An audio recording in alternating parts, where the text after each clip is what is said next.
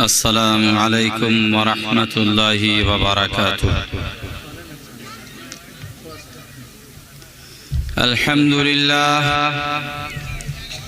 अल्हम्दुलिल्लाह रब्बिल आलमीन वस्सलातु वस्सलामु अला रसूलिहिल करीम अम्मा बाद।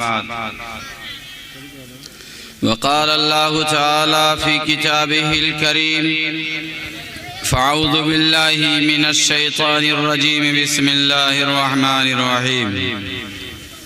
क़ुल हुवल्लाहु अहद अल्लाहुस समद लम यलिद वलम यूलद वलम यकुल लहू कुफुवन अहद। वक़ाल अल्लाहु तआला फ़ी मक़ामिन आख़िर वमा अरसलनाका इल्ला रहमतल लिल आलमीन। वक़ाल अल्लाहु तआला फ़ी मक़ामिन आख़िर लक़द कान लकुम फ़ी रसूलिल्लाहि उस्वतुन हसनह। अल्लाहुम्मा सल्लि अला मुहम्मदिन व अला आलि मुहम्मदिन व बारिक व सल्लिम व बारक व सल्लम तस्लीमन कसीरन कसीरा। अन अबी हुरैरह रज़ियल्लाहु तआला अन्हु क़ाल क़ाल रसूलुल्लाहि सल्लल्लाहु अलैहि वसल्लम इज़ा तुख़िज़ल फ़ैउ दुअला वल अमानत मग़नमा वज़ ज़कात मग़रमा तुअल्लिमु लिग़ैरिद्दीन अता रजुलु इम्राअतुहु व क़ौमुहु व अदना सदीक़ुहु व अक़सा अबाह वर्तफ़तिल अस्वातु फ़िल मसाजिद व कान सादिल क़बीलतु फ़ासिक़ुहुम व कान ज़ाइमुल क़ौमि अर्दलहुम व शुरिबतिल ख़ुमूर व लुबिसल हरीर व लान आख़िरु हाज़िहिल उम्मति अव्वलहा फ़ल्यर्तक़िबू इंद ज़ालिक रीहन हमरा व ज़लज़लतन व ख़स्फ़न व मस्ख़न व क़ज़फ़।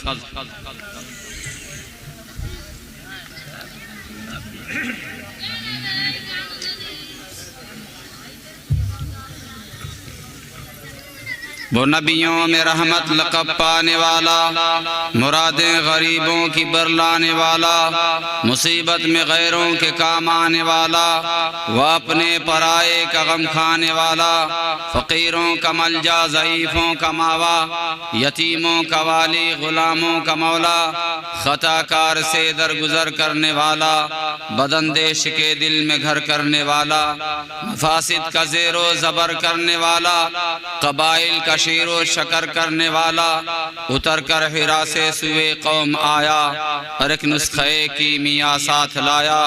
वो बिजली का कड़का था या सौते हादी, अरब की ज़मीं जिसने सारी हिला दी, नई एक लगन दिल में सबकी लगा दी, एक आवाज़ में सोती बस्ती जगा दी। पड़ा हर तरफ गुलिये पैगाम हक से के गूंज उठे दश्तो जबल नाम हक से। ये राई ने ललकार कर जब पुकारा, ये सुनते ही थर्रा गया सारा गल्ला। ये राई ने ललकार कर जब पुकारा कि है ज़ात वाहिद इबादत के लायक, ज़बान और दिल की शहादत के लायक, उसी के हैं फरमान तात के लायक, उसी की है सरकार खिदमत के लायक। लगाओ तो लो उससे अपनी लगाओ, झुकाओ तो सर उसके आगे झुकाओ।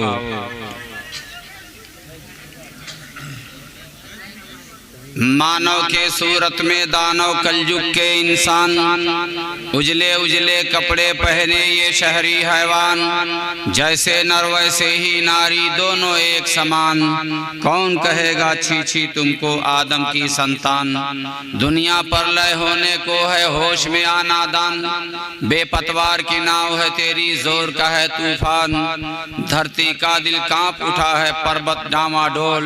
हे संसार के रक्षा करने वाले अब तू ही कुछ बोल, सागर तेरा पर्वत तेरा जग तेरा भगवान, सागर तेरा पर्वत तेरा जग तेरा भगवान। जल पे रेखा खींच रहा है लाठी से नादान, अपनी मर्जी अपना मंशा अपना अपना ज्ञान। इस धरती का मालिक बनने उठा है इंसान, मर्द के सर पे औरत नाचे मर्द बजाए चंग। ढलक गया जब आंख का पानी औरत क्या क्या मोल, विश्वामित्र की भक्ति जिसने पल में कर दी भंग। मेरे दोस्तों और बुजुर्गों, हम आप सबसे पहले इंसान हैं और हमने जिसको रब माना है वो सबका रब है। मैंने कुरान करीम की एक सूरत पढ़ी है,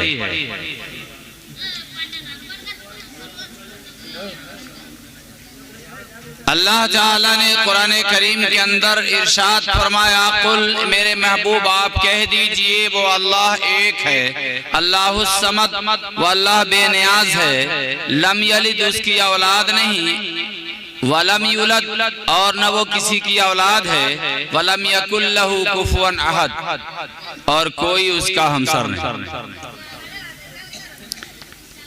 कुरान करीम की एक आयत का टुकड़ा पढ़ा, वमा अरसलनाका इल्ला रहमतल लिल आलमीन, मेरे महबूब हमने आपको रहमत बना के भेजा पूरे आलम के लिए, सिर्फ मुसलमानों के लिए नहीं, सारी दुनिया के इंसानियत के लिए अल्लाह के रसूल सल्लल्लाहु अलैहि वसल्लम को अल्लाह ने रहमतुल लिल आलमीन बना के भेजा। मैंने कुरान करीम की एक आयत का टुकड़ा पढ़ा, लक़द कान लकुम फी रसूलिल्लाहि उस्वतुन हसना, तुम्हारे लिए मेरे महबूब की सीरत में बेहतरीन नमूना है।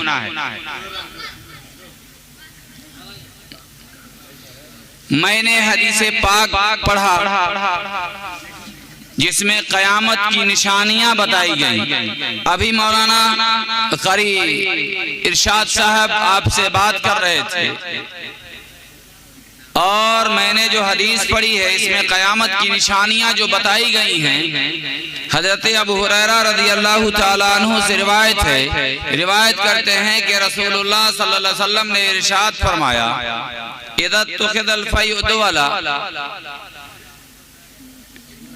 क़यामत की निशानियों में से एक निशानी ये है कि जिसके हाथ हुकूमत का माल लगेगा वो दोनों हाथ से बटोरेगा। ये आज नहीं कहा जा रहा, आज से कमोबेश 1500 साल पहले मदीने में कहा जा रहा है और क़यामत की ये निशानी आज से कमोबेश 1500 साल पहले बताई गई है और आज हम अपनी आंखों से हरफ बहरफ सही होता है। वल अमानत मगनमा, जिसके पास अमानत रखी जाएगी वो उसको गनीमत समझेगा कि चलो मौका अच्छा मिला है, फलां ने 10,000 रुपया जमा कर दिया, 1 लाख रुपया जमा कर दिया, अब मेरा काम हो गया, जब जरूरत पड़ेगी तो उनको दे दिया जाए। हालांकि अमानत का दस्तूर ये है कि जो सामान जिस तरह से दिया था उसको उसी तरह से वापस करना था, जो नोट दिया था उसको वही नोट वापस करना था। वल अमानत मगनमा वज़ ज़कात मगरमा, और लोग ज़कात को टैक्स समझेंगे। यार इतना मदरसा पहुंच जाता है कि दिमाग खप जाता है, आप लोग पागल बना देंगे, इतना दौड़ देता होता कुछ नहीं है, लेकिन हवाई बात बहुत करता है, ज़कात को लोग भूल जाएंगे। तो अल्लिमुल गैरिद्दीन, हम जैसे लोग स्टेज पे बैठकर अपना नाम कमाने की कोशिश करेंगे, लोग जान जाएं कि हजरत बड़ा अल्लामा हैं, लोग जान जाएं कि हजरत बड़ा बयान करने वाले हैं, हम दीन की तालीम दुनिया कमाने के गरज से हासिल करेंगे। ये क़यामत की निशानी है।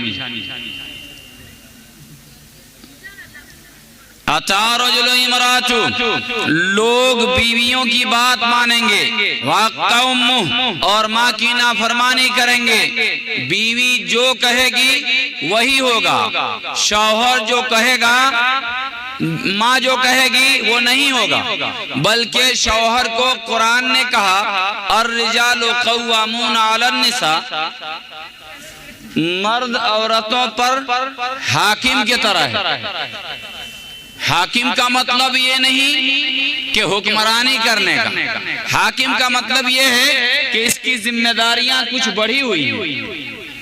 यही है जलसे की सदारत है, एक साहब सदर हैं, उनके सदारत में जलसा हो रहा। कोई भी काम करने के लिए किसी एक को जिम्मेदारी सौंपी जाती है। पंचायत का मुखिया जी हैं, उनके सामने एक जिम्मेदारी दी गई है कि इस पंचायत के अंदर अगर रास्ता नहीं है, आपसे बन सकता हो तो आप रास्ता बनाएं। इस पंचायत के अंदर अगर पानी निकलने का रास्ता नहीं है तो आप नाली बनवाएं, आपसे बन सकता हो तो ये काम करें, आपकी जिम्मेदारी है। मुखिया में खड़ा होने के लिए सैकड़ों होंगे, दसियों होंगे, बीसियों होंगे, लेकिन जिसका सिलेक्शन होगा और जिस इलेक्शन के बाद, जिसका चुनाव के बाद इंतखाब होगा, जो वोटिंग में ज्यादा लेके वोट आएगा उसी को बनाया जाएगा, उसकी जिम्मेदारी दी जाएगी कि पंचायत की जिम्मेदारी है। सारे लोग पंचायत के जिम्मेदार नहीं होंगे, कोई ना कोई एक ही होगा। ठीक उसी तरह से अर्रिजालु क़व्वामून अलन निसा का मतलब था कि मर्द अपनी जिम्मेदारी में औरतों से ज्यादा जिम्मेदार, बाहर के सारे जिम्मेदारी उसके जिम्मे है, घर की सारी जिम्मेदारी औरत के जिम्मे है और अपना खर्चा खुद उठाता है। यहाँ उसका उलट हो रहा है कि मर्द कहता है कि मेरा कपड़ा भी अपने बाप से लेके दो, 2 कदम और आगे बढ़िए तो मेरा जूता भी लाके दो। शायद बाद कोई दुल्हा होगा जिसका ससुर उसको 2 जूता नहीं दिया, शायद बाद हो, बिना जूता के नहीं फरियाता है। खर्चा कपड़ा हमें लड़की वाले से लेना, अपना भी, बाप का भी और 10-5 गो और जोड़ गांठ करके भी। किराए पर भी लेके चले जाते हैं। 5 आदमी अगर जान पहचान के भी नहीं है तो एक्स्ट्रा बता दिया जाता है कि 15 आदमी तो हमारे होंगे, कम बेश और मिला के 20 आदमी कर लीजिए। फ्री का आ रहा है तो और जोड़ लेते हैं। 2 कदम और आगे बढ़ते हैं तो उनको क्या चाहिए? गाड़ी चाहिए। ए बाबू, या तो आप सुनो और नहीं तो यहाँ आके सुनाओ, हम बैठ के सुनेंगे। साफ साफ बात है। आप अगर सुना सकते हैं तो आइए, लेकिन हम जानते हैं कि आप इतनी बेहतरीन इंग्लिश में गाली देंगे कि आपका दादा भी इतना सरिया के नहीं होता। आप इसमें माहिर हैं और मैं साफ लफ्जों में कहता हूं कि पढ़ने के लिए स्कूल है, पढ़ने के लिए मदारिस हैं, पढ़ने के लिए आपको कॉलेज हैं, क्लासेज हैं, पढ़ाने के लिए असातिज़ा हैं। इसकी ट्रेनिंग दी जाती है, पढ़ाया जाता, सिखाया जाता, बरसों लग जाता है एक बच्चा को पढ़ाने में। लेकिन गाली की कोई स्कूल खोली गई है आज तक कहीं? न सरकार के तरफ से न प्राइवेट किसी का चलता है। प्राइवेट स्कूल भी बहुत सारे लोगों का है, प्राइवेट मदारिस भी बहुत सारे हैं, लेकिन प्राइवेट गाली देने वाला कहीं स्कूल, कहीं संस्था, कहीं NGO कहीं नहीं है। तो फिर जब ये है ही नहीं तो इतना बढ़िया बढ़िया कहां से सीख लेते हैं?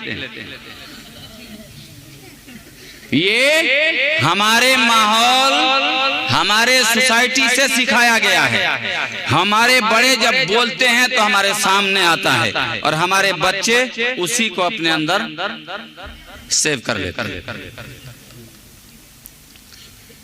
मेरे दोस्तों और बुजुर्गों, मैं कह ये रहा था कि अर्रिजालु क़व्वामून अलन निसा, मर्द औरतों पर हाकिम की तरह हैं। यहाँ उसका उलट हो रहा है। मैंने जो हदीस पढ़ी थी उसमें कहा अतार रजुल इमरातु व क़ौमुहु, लोग बीवियों की बात मानेंगे और माओं की नाफरमानी करेंगे।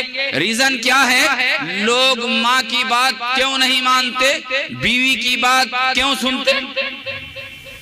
वो खरीद लेती है, उसका बाप पैसा देता है, कपड़ा देता है, गाड़ी देता है, नाश्ता देता है, खाना देता है, ऊपर से चलिए तो पलंग देता है, फ्रीज देता है, अलमारी देता है, कूलर देता है और पता न क्या क्या देता है। साथ में एक जोड़ा जूता देता है। जब इतना आइटम लेके आएगा, वो लड़की लेके आएगी इनको देने के लिए, और ये जनाबे आली उसी के बिस्तर पर उसी के बाप का कपड़ा, उसी के बाप का जूता, उसी के बाप का दिया हुआ अलमारी, उसी के बाप का दिया हुआ फ्रिज, उसी के बाप का दिया हुआ सब कुछ, गाड़ी उसी के बाप का दिया हुआ, ये 1 इंच दाएं बाएं नहीं जा सकता।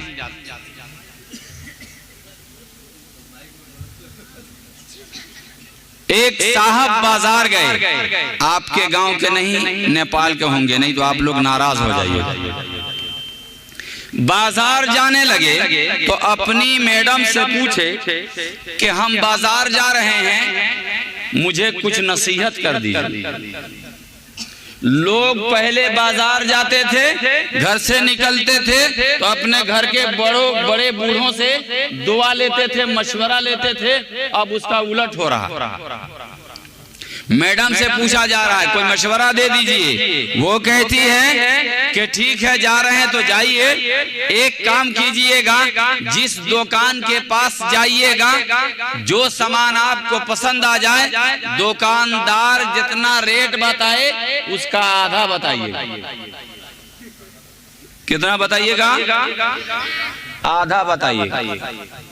एक दुकान पे पहुंचे, बीवी की बात जहन में बस गई थी, एक छतरी लेनी थी। दुकान पे पहुंचे, सुबह का वक्त है। दुकानदार बोला जनाबे आली क्या लेना है? कहा छतरी लेनी है। छतरी एक हाथ में ली, कहा ये बेचोगे? कहा बेचने के लिए रखा है। कहा कितना में दोगे? कहा 120 रुपए। अब जैसे ही दुकानदार ने 120 रुपया कहा, इनको मैडम की बात याद आ गई। बीवी ने कहा था जब दुकानदार रेट बोले तो तुम उसका आधा बोलना। इन्होंने कहा 60 रुपया में दोगे? दुकानदार बोला मूड खराब, सुबह मत करो। एक तो पहला कस्टमर आया और आते ही मेरा भेजा खाना शुरू कर दिया। चल निकल यहाँ से, दबा हो जा। सुबह पॉकेट में पैसा नहीं होता, चले जाते हैं दुकान। अब ये जाने लगे, फिर बुलाया। दुकानदारों की अक्सर आदत होती है चलो 2-4 पैसे ही मिल जाए। आ जाओ भाई इधर आ जा, सुबह का मसला है, पहला कस्टमर है, आ लेके चला जा। कहा कितना में दीजिएगा? तो फिर दुकानदार ने कहा ना मेरा 120 ना तेरा 60, चल 100 रुपया दे दे, लेके चला जा। फिर साहब को मैडम की बात याद आ गई, जितना दुकानदार बोले उसका आधा बोलिएगा। तो इन्होंने कहा 50 में दोगे? उसने कहा कि पागल से पाला पड़ा के करे एक आदमी, सुबह मुझे भी पागल करके छोड़ेगा क्या? ये पागल आदमी 60 पे नहीं दे रहा था, ये 50 पे आ गया। भाग जल्दी निकल यहाँ से। ऐसा डांटा, वो भाग के दूर जाने लगा। फिर बोला इधर इतना भेजा खाया तो चल तुमको दे ही देते हैं, कम से कम 10-5 रुपया बचेगा, नहीं तो कम से कम मूड तो आ जाएगा, बहनी खराब नहीं होगी। चल आ जा, न तेरा 100 न मेरा 100 न तेरा 50, बल्कि 80 रुपया दे और लेके जा। सुबह की बात है, पहला कस्टमर है, मेरा दिमाग बहुत खाया, मेरा भेजा मत खा। इनको फिर बीवी की बात याद है। तो इन्होंने कहा जनाबे आली बहुत आपने भी सुबह से मुझे भगाया, आखिरी बार आया हूँ, फिर बोल रहा हूँ 40 रुपया में दीजिएगा। अब दुकानदार गुस्से में लाल पीला हो गया, भगा भी नहीं सकता, भगा भी रहा है, बुला भी रहा है। तो गुस्से में कह रहा है फ्री में लीजिएगा, तो ही कह रहे हैं 2 को दीजिएगा।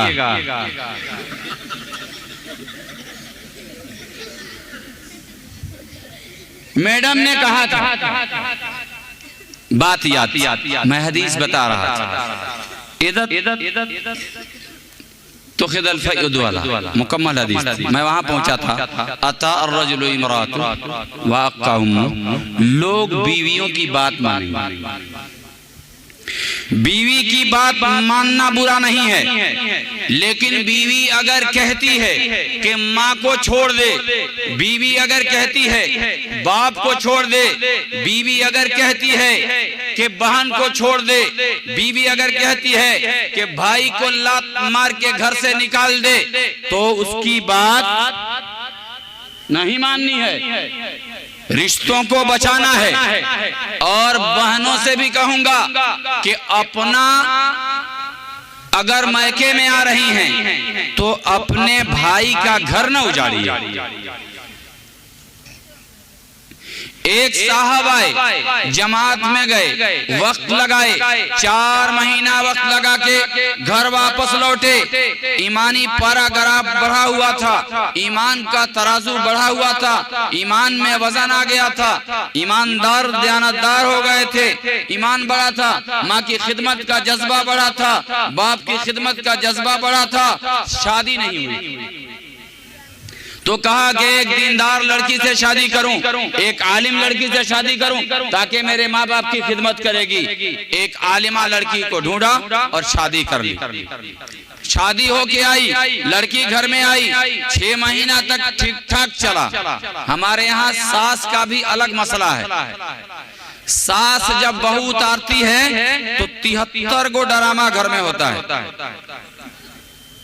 हम गिन नहीं पाएंगे जितना रसूमात औरतों के पास हैं शादियों में। जानते हैं जब पहली बार अपनी बहू को उतारती है तो सास कहती है कि मेरी बहू जमीन पे पांव नहीं रखेगी।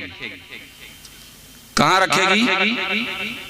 दौरा में। देखिए छोटे छोटे बच्चे जानते, दौरा में कमाल का मामला है। जब पहली बार वो आई थी तो आपने उसका पांव जमीन पे रखने ही नहीं दिया था। तो उसी दिन जब उसका पांव जमीन में नहीं था तो जब उसका शौहर उसके हाथ में आ गया तो उसका पांव जमीन पर रहेगा?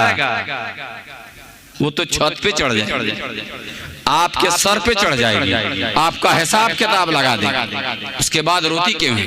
फिर दूसरी चीज कि आप लोगों को जब भी शादी करनी है तो धमाल मचा देना है। बेटा की शादी करनी है तो धमाल मचा देना है कि जब तक नाच नहीं होगा, ऑर्केस्ट्रा नहीं होगा, शादी नहीं होगी। इमाम साहब तो लास्ट में बुलाए जाते हैं, आइए कबील तो कराइए, जाइए, बाकी काम हमारा आप देखते जाइए। बाहर भी नाच और अंदर भी नाच। तो जो दुल्हन नाच देखते हुए आएगी और नाच देखते हुए अंदर जाएगी तो भी नाच देखेगी तो आपको नहीं नचाएगी। माहौल तो वहीं से आपने क्रिएट गलत किया हुआ है, माहौल तो वहीं से गलत बनाया हुआ है। अगर उस बेटी को बाप के यहाँ से माहौल मिला होता कि बेटा तुझे मोहब्बत लेके जाना है, अगर बाप ने बेटी को बताया होता कि बेटी तू जिसके घर में जा रही है वो तेरा असल घर है, मेरा घर असल घर नहीं है, 20 साल तक मैंने तुझे पाला है, तुझे खिलाया है, तुझे कपड़ा दिया है, तेरी तालीम का बंदोबस्त किया है, तेरे ऊपर अखराजात किए हैं और तेरा एक बेहतर शौहर तलाश किया है। मेरे जिगर के टुकड़ी, तू जहां जा रही है वो घर पत्थरों से नहीं, वो घर टाइल्स मार्बल से नहीं, वो घर ईंट से नहीं, बल्कि तेरी मोहब्बत से घर बनेगा, वरना ईंट का मकान बन के रह जाएगा। जहां जा रही है वो घर उजाड़ना नहीं, वो घर बसा देना, प्यार का गुल खिला देना, मोहब्बत का चिराग जला देना, नफरत वहां हो तो मिटा देना। बाप बेटे के बीच में मोहब्बत अगर न हो तो मोहब्बत पैदा कर देना, अगर नफरत हो तो मोहब्बत बना देना। बाप और बेटे के बीच में प्यार जिंदा कर देना, माँ बेटी के बीच में प्यार कायम कर देना। जिस सास के पास जाना उसे माँ बना लेना, जिस ननद के पास जाना उसे बहन बना लेना, जिस देवर के पास जाना उसे भाई का मकाम दे देना। जिस तरह अपने भाई के लिए हर वक्त तैयार होती थी, तेरा भाई एक बार आवाज लगाता था मुझे पानी चाहिए, बहन होने के नाते पानी ला के हाजिर कर देती थी, बहन होने के नाते खाना ला के हाजिर कर देती थी, उसी तरह से अपने शौहर के भाई को भी वो मकान देना, अपने शौहर को मकान देना जो अपने बाप को न दे सकी, अपने माँ को न दे सकी, अपने भाई को न दे सकी, अपनी बहनों को न दे सकी, वो मकाम अपने शौहर को देना कि जब वो बाहर से आए तो मुस्कुराता हुआ उसके साथ इस्तकबाल करना, उसका मुस्कुराता हुआ उसकी खिदमत करना, मुस्कुराते हुए दरवाजे पे आना कि अगर बाहर से वो गम से बोझल होके आता है, बाहर से उलझन लेके आता है, जब घर में दाखिल होना चाहता है तो तेरा चेहरा देखे तो उसका गम काफूर बन जाए, जब वो तुझे मुस्कुराता हुआ देखे तो दुनिया की परेशानियां भूल जाए, जब वो तुझे देखे तो अपनी परेशानियां भूल जाए, तेरे चेहरे पे हंसी देखे तो अपना दुख भूल जाए, घर में दाखिल हो तो माँ से मिले, माँ के चेहरे पे मुस्कान देखे, बहन से मिले तो बहन के चेहरे पे मुस्कान देखे, भाई से मिले तो भाई के चेहरे पे मुस्कान देखे, बाप से मिले तो बाप के चेहरे पे मुस्कान देखे। जब ये अंदाज तुम्हारा घर में जीने का होगा तो मेरी बेटी तू खुशहाल जिंदगी जी सकेगी और तेरा शौहर भी खुशहाल जिंदगी जी सकेगा। हम ऐसा मिजाज नहीं देना चाहते। अपनी बेटी को सबसे पहले बेटी बनाइए ताकि वो कहीं बहू बन के जा रही है तो बहू बन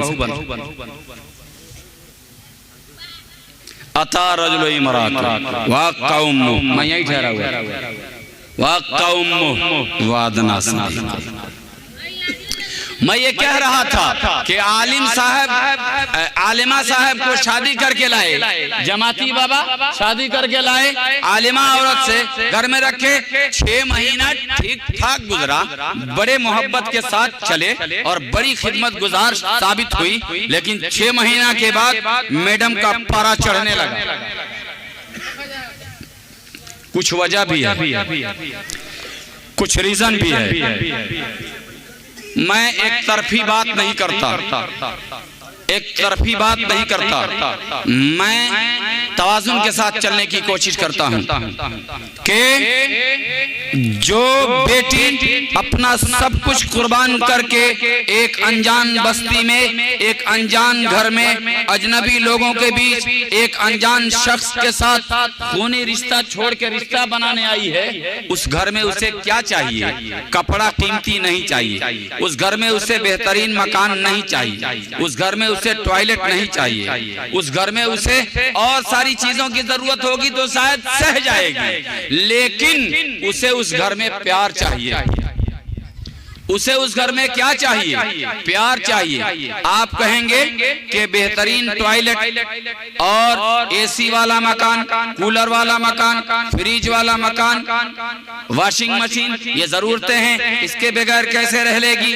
मैं कहता हूं इसके बगैर भी रह लेगी, लेकिन अगर सास मोहब्बत से बात न करे, ननद मोहब्बत से बात न करे, देवर उस पर हमेशा गालियां देता रहे, शौहर जब आए उस पर जुल्म ढाता रहे, ससुर हमेशा उसे ताना देता रहे, तो मुझे बताएं कि वो घर में रह सकेगी?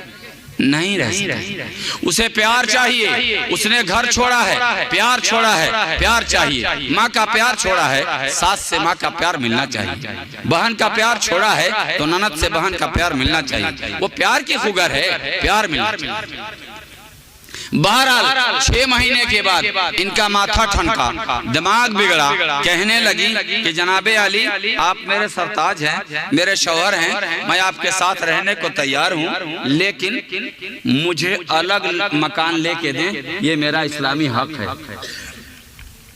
अलग घर लेके दें। इस्लामी कानून के मुताबिक शौहर को बीवी के लिए अलग मकान देना भले से फूस का हो, पक्का जरूरी नहीं है, जिसमें वो आज़ादी के साथ गुस्ल कर सके, आज़ादी के साथ रह सके, उसमें कोई डिस्टर्ब करने वाला ना हो, उसका शौहर हो और वो हो, माँ बाप का अलग रूम हो, अलग कमरा हो, भाई और अलग रूम में रहते हो।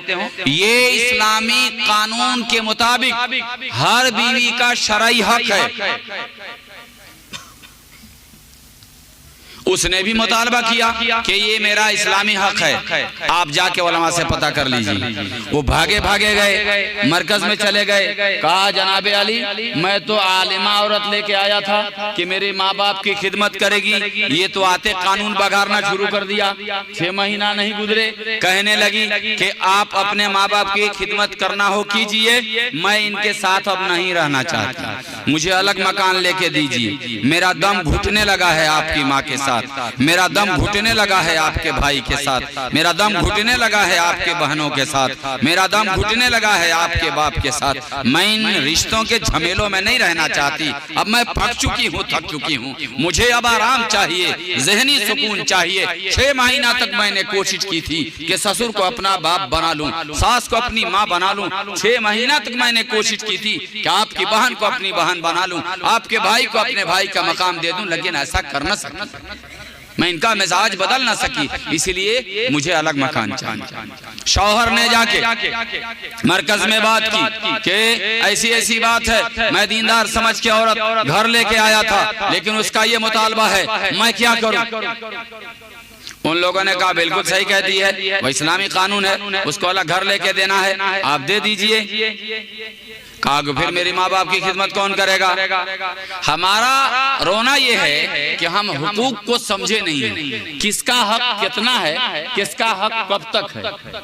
बेटी का हक बाप पर तब तक है जब तक उसकी शादी नहीं होती, बाप का हक बेटी पर तब तक है जब तक उसकी शादी नहीं होती। शादी हो जाने के बाद बाप जब चाहे अपनी बेटी को लेके नहीं जा सकता, अब उस पर हक उसके शौहर का होगा। इसलिए जब जबरदस्ती बाप करेगा तो रिश्ते में कड़वाहट आएगी।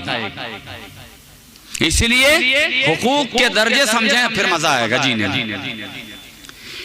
तो उन्होंने कहा कि उसका हक शरई हक है, आप दे दें, पर हम क्या करें? माँ बाप का क्या करें? माँ बाप के हुकूक आपके जिम्मे है ना, माँ का दूध आपने पिया है, बाप की कमाई आपने खानी है, और बाप की जमीन जायदाद का मालिक आप बनेंगे। बाप का कपड़ा आप धोएं, बाप को आप गुसल दें, माँ की खिदमत आप करें, माँ के कपड़े आप धोएं, आपकी माँ है, आपके बाप है, उसके माँ बाप तो नहीं है। अगर वो कर देती है तो उसका एहसान है, आप उसका एहसान माने, उसका शुक्रिया अदा करें। वो दूसरे की बेटी है, फिर भी आपके वजह से वो कर जाती है, उसका शुक्रिया अदा करें, उसको दुआएं दें। ये उन्होंने कहा ठीक है। फिर आगे हल क्या है?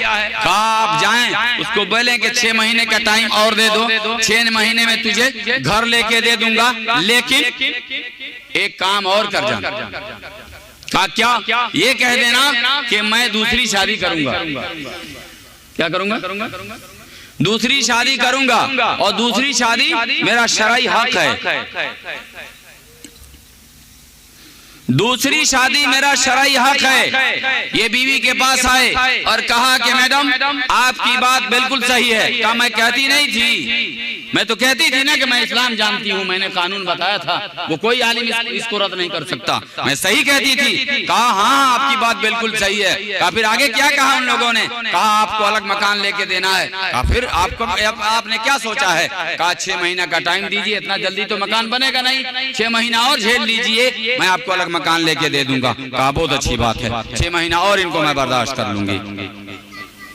कहा लेकिन अगली बात भी सुन लीजिए। कहा क्या?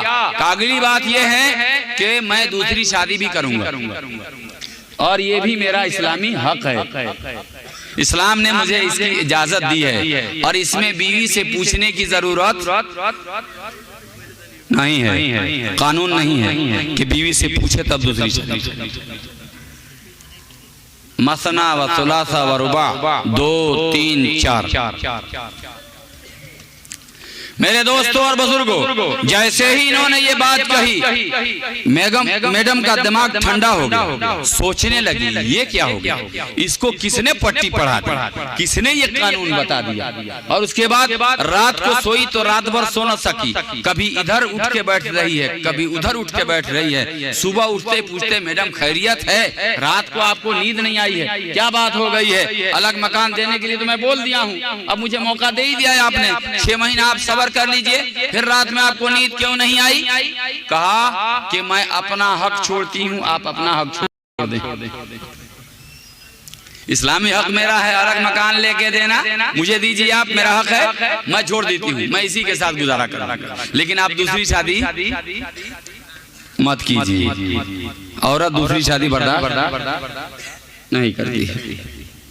हालांकि ये सोसाइटी के एतबार से बहुत नुकसानदेह है, बहुत नुकसानदेह। अब मैं इस पहलू पे आना चाहता हूँ जो मैंने कुरान की आयत पढ़ी है, वमा अरसलनाका इल्ला रहमतल लिल आलमीन, और उस पॉइंट पे आना चाहता हूँ जो मैंने कुरान की आयत का टुकड़ा पढ़ा है, लक़द कान लकुम फी रसूलिल्लाहि उस्वतुन हसना। हमारे और आपके नबी, आलमी और आखिरी नबी जनाब मोहम्मदुर रसूलुल्लाह सल्लल्लाहु अलैहि वसल्लम की उम्र 25 साल की है, और आपकी पहली बीवी जिसके साथ आप पहली शादी कर रहे हैं, कंवारेपन के अंदर नूरानी जवानी है, एकदम जवान आदमी है, और 25 साल की नूरानी जवानी, आप 40 साल की बूढ़ी औरत के साथ शादी कर रहे हैं।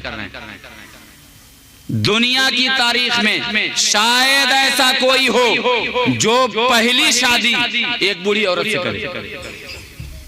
कुंवारा आदमी से कह दिया जाए कि एक बेवा से शादी करो या तलाकशुदा औरत से शादी करो, ये तैयार नहीं।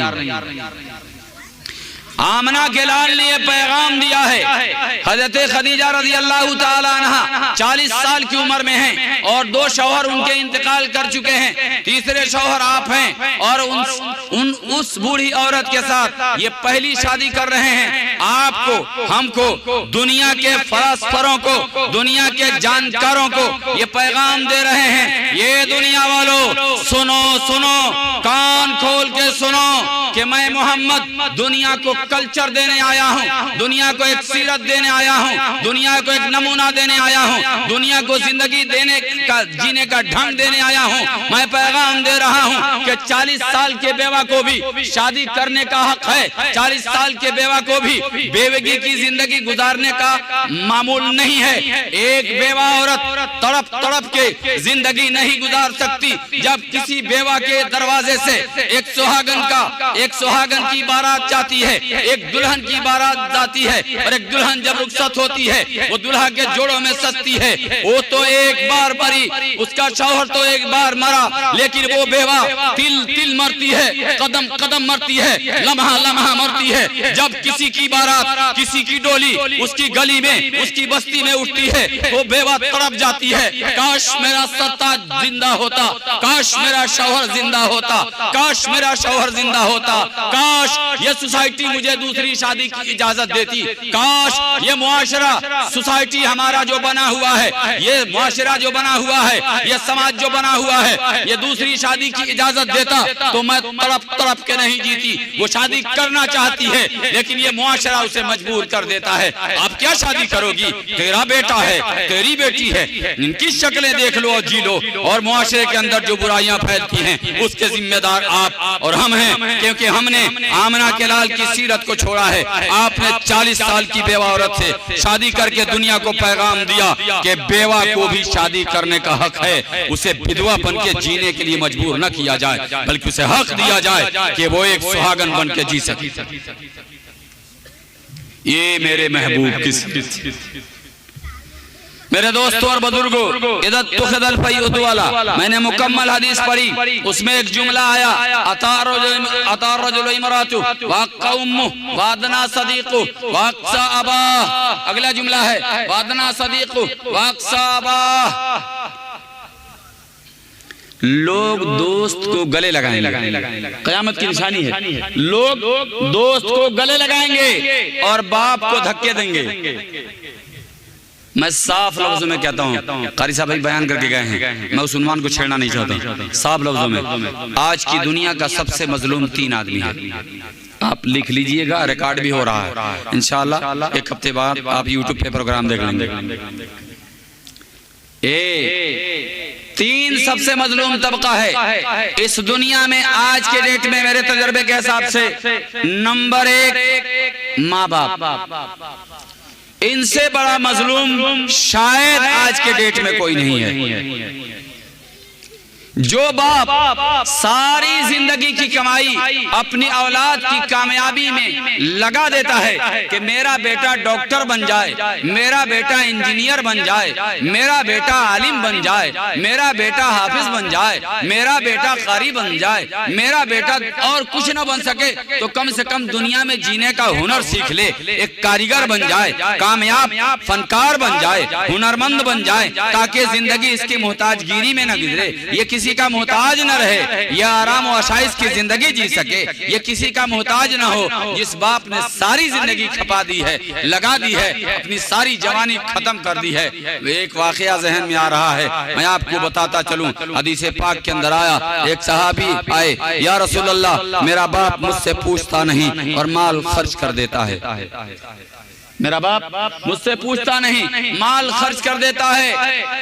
अल्लाह के रसूल ने बुलाया उनके बाप को, जाओ बुला के लेके आओ। बाप आने लगे तो दिल में ख्याल गुजरा, एक शेर है अरबी का, उन्होंने कहा गदौतुका मौलूदन व बिन्तुका याफिया तअल्लु बिमा अजनी अलैका व तुनहिलु इज़ा दाक़त बिस्सक़म लमा बिस्सक़मिका इल्ला साहिरन अतमल मलु कइन्नी अनल मतरूक़ दूनका बिल्लज़ी तुरिक़तु बिही दूनी फ़ाइनी तहमलु तख़ाफ़ु रज़ा नफ़्सी अलैका व इन्नहा ला तअलमु अन्नल मौत वक़्तुन मुअज्जलु फलम्मा बलग़त वल्गायत अल्लती इलैहा मदा मा कुन्तु फीका वअमलु जअलता जज़ाई गिलजतन व फज़ादतन कान्नका अंतल मुनिमुन मुतफद्दिलु फलैतका इल्लम तरु हक़्क़ उबुवती फ़अलतकमल जारुल मजाविरु यफ़अलु फ़अलैतनी हक़्क़ल जिवारु वलम तकुन अलैया बिमालिन दून मालिका तबखुलु।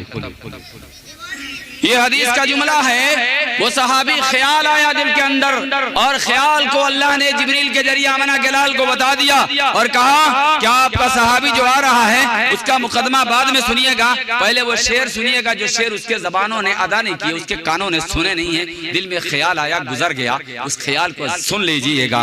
वो जब आए दरबार में, दरबार रिसालत में, तो मोहम्मदुर रसूलुल्लाह सल्लल्लाहु अलैहि वसल्लम ने कहा कि वो शेर सुनाओ जो तुम्हारे ख्याल में गुजरा है, तेरी जबानों ने अदा नहीं किया, तेरे कानों ने सुना नहीं है, वो सुना दो। उन्होंने कहा या रसूल अल्लाह मेरे माँ बाप आप पे कुर्बान हैं, हमारा ईमान दिन ब दिन आप पे बढ़ता रहता है। वो तो एक ख्याल था, तसव्वुर था, और वो मैंने ख्याल में बात कही थी, जबान से तो अदा नहीं किया था, वो भी आपको बता दिया गया। अच्छा वो शेर सुनाओ। फिर उन्होंने ये शेर सुनाए।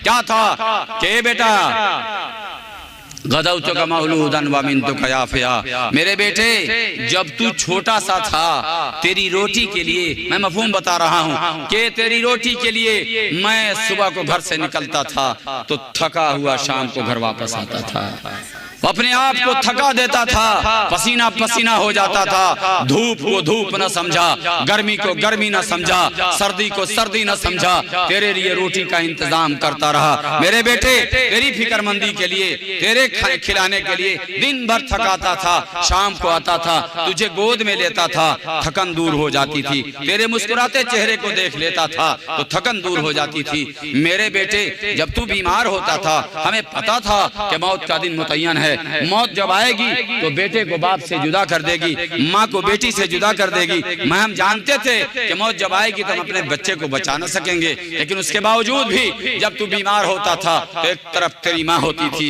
एक तरफ हम होते थे, और तुझे लेकर कभी इस डॉक्टर के पास कभी उस हकीम के पास भागे भागे फिरते थे। ए मेरे बेटे हमको लगता था कि कहीं हमारे बच्चे की जान न चली जाए, ये मोहब्बत थी हमें तुमसे। ए मेरे बेटे जब तू चलने लगा तो हमारी उंगलियों का सहारा लेने लगा, हम तुम्हें अपने कांधों पे बैठा के घुमाते थे, फख्र महसूस करते थे मेरा बेटा है। जब तुम्हें साथ में लेके चलते थे तो कलेजा बड़ा होता था, मेरा बेटा है। जब तू बड़ा होने लगा तेरे बाजुओं में ताकत आने लगी, मेरे बाजू कमजोर होने लगे, तेरी हड्डियों में, पाँव की हड्डियों में मजबूती आने लगी, मेरे पाँव में कमजोरी आने लगी, तेरी जबान में ताकत आने लगी और मेरी जबान में लुकनत आने लगी, तेरे आंख में बीनाई मजबूत होने लगी, मेरे आंखों की बीनाई कमजोर होने लगी, मेरी आंख कमजोर होने लगी, मैं देखने से आंखें धुंधलाने लगी, तेरी आंखों में तवानाई आ गई। मेरे बेटे हमने तुम पर जी खोल के खर्च किया था, हमें लगा जैसे हमने तुझे खिलाया था, जैसे तुझे पिलाया था, जैसे तुझे पहनाया था, जैसे तुम पर खर्चे किए थे। तू बड़ा होगा तो तू हमें भी ऐसे ही खिलाएगा, ऐसे ही पहनाएगा, पहनाएगा, ऐसे ही पिलाएगा, हमारे ऊपर भी दिल खोर के ऐसे ही खर्चा करेगा। ए मेरे बेटे, और जब तू बड़ा होने लगा तो हमें लगा जैसे तुम्हें हमने मोहब्बत से पाला है, तू भी मोहब्बत की नजर से हमें देखेगा, प्यार से बात कर लेगा, मोहब्बत से हमारे साथ बैठेगा, हमारा हाल पूछेगा। लेकिन ऐसा नहीं हुआ। जब तू बड़ा हुआ तो तेरे तेवर बदल गए, तेरे देखने के अंदाज बदल गए, तेरे बोलने के अंदाज बदल गए। डर लगने लगा कि कहीं मेरा बेटा मुझे मजमे में जलील न कर दे। मुखिया बन गया, सदर बन गया, वजीर बन गया, MP MLA बन गया, अब बड़ा आदमी बन गया। तू क्यों भूल गया कि तुझे कांधे पर मैंने उठाया है? तू क्यों भूल गया तुझे गोद में मैंने उठाया है? तू क्यों भूल गया लुकमा बना के तुझे मैंने खिलाया है? तू क्यों भूल गया तेरी माँ ने तुझे आंचल में सुलाया है? तू क्यों भूल गया कि तुझे बचपन से लेके 20 साल तक तेरे ऊपर जो खर्चे लगे हैं हमने हिसाब नहीं जोड़ा है। 1 साल तक बाप बीमार हो जाए तो बेटा हिसाब बता देता है, लेकिन बेटा अगर बीमार हो जाए तो बाप पूरी प्रॉपर्टी दांव पे लगा देता है, हत्ता कि अपनी जान की बाजी लगा देता है, घर बेच देता है, किराए पे आ जाना पसंद करता है, लेकिन दुआ करता है मेरे बच्चे की जान बच जाए, मेरा बच्चा बच जाए। और वही बाप बीमार पड़ता है तो बेटा 1 साल का आंकड़ा बता देता है, मेरे बाप में 2 लाख रुपया लग गया है। ये हिसाब जोड़ता है, वो बेहिसाब रिश्ता निभा। इस सहाबी ने दर्द बयान किया, ये कर्ब बयान किया और अल्लाह के रसूल रोने लगे। सहाबी ने कहा कि बेटे अगर तू बेटा ना बन सका तो कम से कम पड़ोसी तो बन जा, के पड़ोसी भी पड़ोसी का हाल पूछ लेता है। इसलिए सबसे मजलूम तबका माँ बाप है। इस सहाबी ने जब जुमला कहा अल्लाह के रसूल रोने लगे, आंखों से आंसू बहने लगे। कहा फिर से पढ़ो, फिर से पढ़े, फिर रोए। कहा फिर से पढ़ो, फिर से पढ़े, फिर रोए। जब तीसरी बार आमना के लाल की आंखों से मोती गिरने लगे और रोने लगे, ज़ारो क़तार रो रहे थे। उसके बाद उस सहाबी से जिसने शिकायत की थी उनके बेटे से कहा अंत व मालुक ले अबीक, तू और तेरा सब कुछ तेरे बाप का है, तुमसे बिन पूछे तेरा बाप खर्च करेगा, तुझे पूछने की जरूरत नहीं है। तेरा बाप तेरी सारी प्रॉपर्टी लुटा दे, तुझे बोलने की जरूरत नहीं है, वो तेरा बाप है। लोग कहते हैं मेरा बाप मवाली हो गया है। कई बच्चों ने शिकायत की मेरा बाप शराबी है, शराब पीता है, मेरा बाप बेनमाजी है, नमाज नहीं पढ़ता, मेरा बाप झूठ बोलता है। अरे तेरा बाप जो जुर्म करता है उसका जवाब वो देगा, लेकिन तेरा बाप बाप है। मैं सऊदी अरब में था तो मैंने एक बच्चे को फोन पे गाली देते हुए सुना, बाप को गालियां दे रहा था। जब उसने फोन काटा तो मैंने सुना किससे बात कर रहा था और किसको ये इंग्लिश में दुआएं दे रहा था। तो कहने लगा कि मेरा बाप था, बड़ा गुंडा हो गया है, मवाली हो गया है। मैंने कहा तेरा बाप भी है? कहाँ, ऐसे बाप का मर जाना बेहतर है। मैंने कहा फिर उसी में का बाप है, अपने आप को उसी तरह समझ रहा है, तो उसी बाप का बेटा है, तो अपने पासपोर्ट से अपने बाप का नाम निकाल दे, अपने आधार कार्ड से अपने बाप का नाम निकाल दे, अपने वोटर ID से अपने बाप का नाम निकाल दे, फिर देख तेरा हशर क्या होता है। ये मुआशरा तुझे जीने देगा? अरे वो बाप हजार बुरा सही, हजार बुराइयां सही, दुनिया की सारी बुराई उसके अंदर है, लेकिन इतना क्या कम है कि तुझे सोसाइटी के अंदर सर उठा के जीने का मौका दिया है कि तू लोगों से कहता है कि मेरा बाप है, मैं हरामी नहीं, अपने बाप की हलाली औलाद। ये क्या कम है? इसलिए मेरे दोस्तों और बुजुर्गों, नौजवानों, खास तौर से आपसे कहता हूँ कि दुनिया का सबसे मजलूम तबका मेरे नजदीक माँ बाप। दूसरा सबसे मजलूम तबका वो उलमाए किराम है, मस्जिद के अइम्मा हैं, मस्जिद के इमाम हैं, मस्जिद के मुअज्जिनीन हैं, मदारिस के मुदर्रिसीन हैं और उलमाए किराम हैं। ये सबसे ज्यादा मजलूम है, जिसका कहीं बस नहीं चलता। बेटा मार के घर से निकाल देगा तो नमाजी साहब वहां से मुंह चढ़ाए सीधे जाएंगे इमाम साहब के पास। अब यहाँ से तो धक्का खाए हैं, यहाँ बस चला नहीं है, वहां जाके देखेंगे नाली में कोई थूक के छोड़ दिया है तो जाके इमाम साहब पर बरसेंगे। कहा इमाम साहब इसीलिए तनख्वाह देते हैं? क्या ये कचरा भरा हुआ है नाली में, आपको दिखता उगता नहीं है क्या? खाली बैठ के तनख्वाह लेते हैं। यहाँ की गर्मी कहाँ उतार रहे हैं इमाम साहब?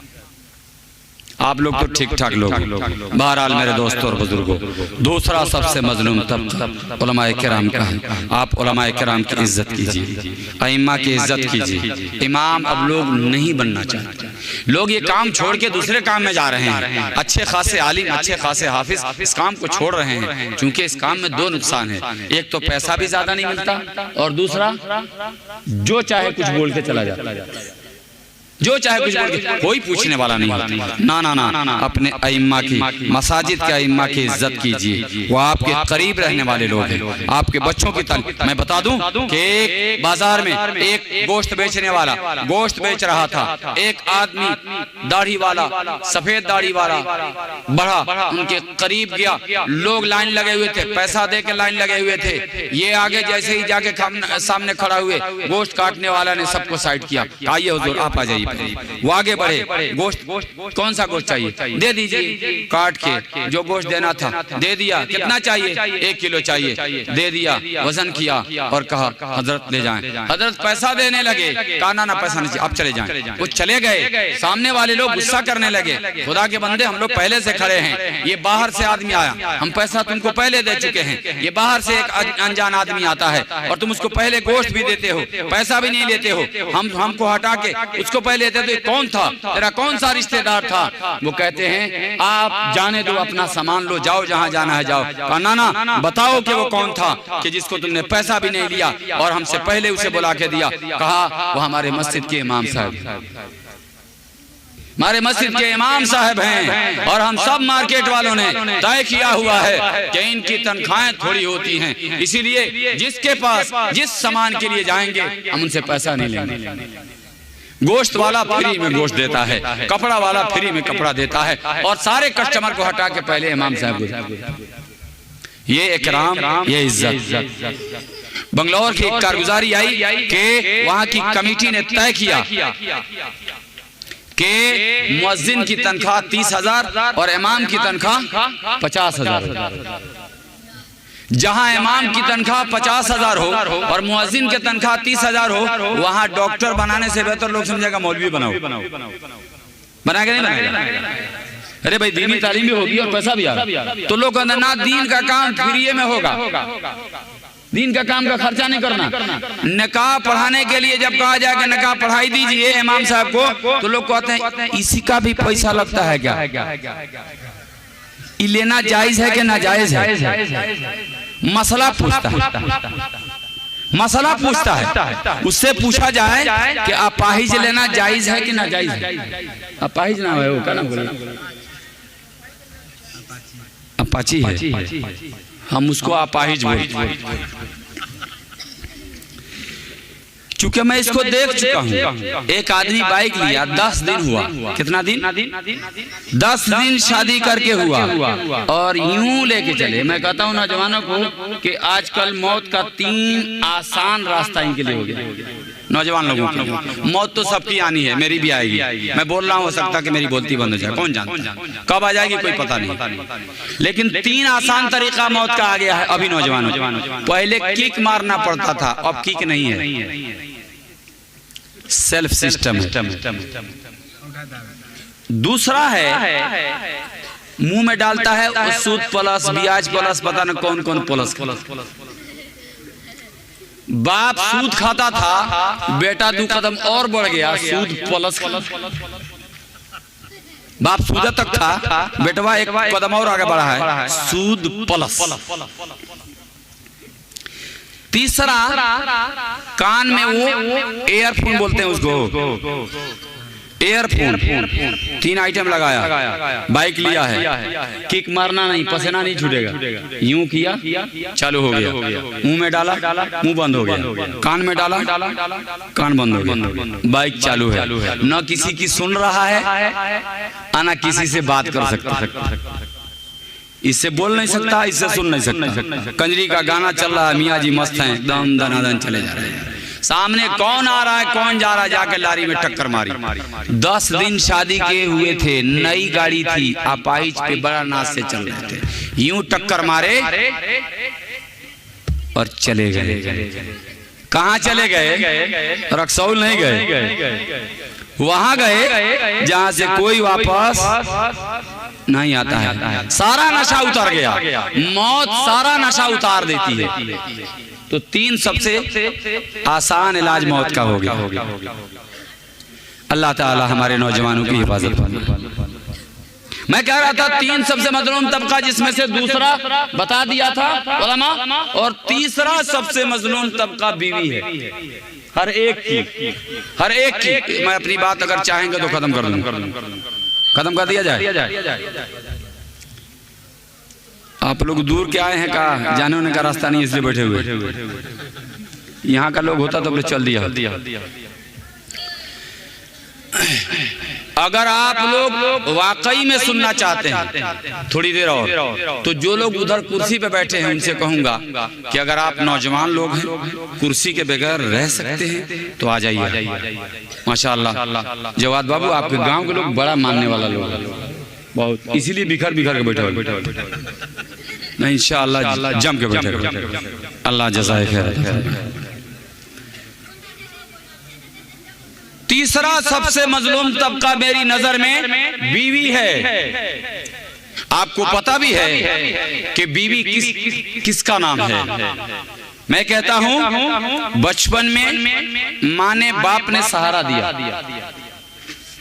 माँ बचपन से लेकर 20 साल तक 25 साल तक, जब तक आपकी शादी नहीं हो जाती तब तक माँ आपका सहारा है। आप माँ के बगैर और माँ आपके बगैर नहीं रह सकते। माँ बड़ी अच्छी लगती है और माँ को आप बड़े अच्छे लगते हैं, आपकी बात बड़ी अच्छी लगती है। लेकिन पता न क्या हो जाता है, जैसे ही दूसरे की बेटी घर में आती है वहां से एक नाइट ट्यूशन होता है। एक नाइट ट्यूशन में ऐसा मिजाज बेटे का बनता है कि माँ डायन बन जाती है। इसका भी माँ से बोलने को दिल नहीं करता। बाहर से आएगा तो सीधे बीवी के कमरे में जाएगा। ना ए बाबू चुपचाप बैठोगे ना बैठोगे।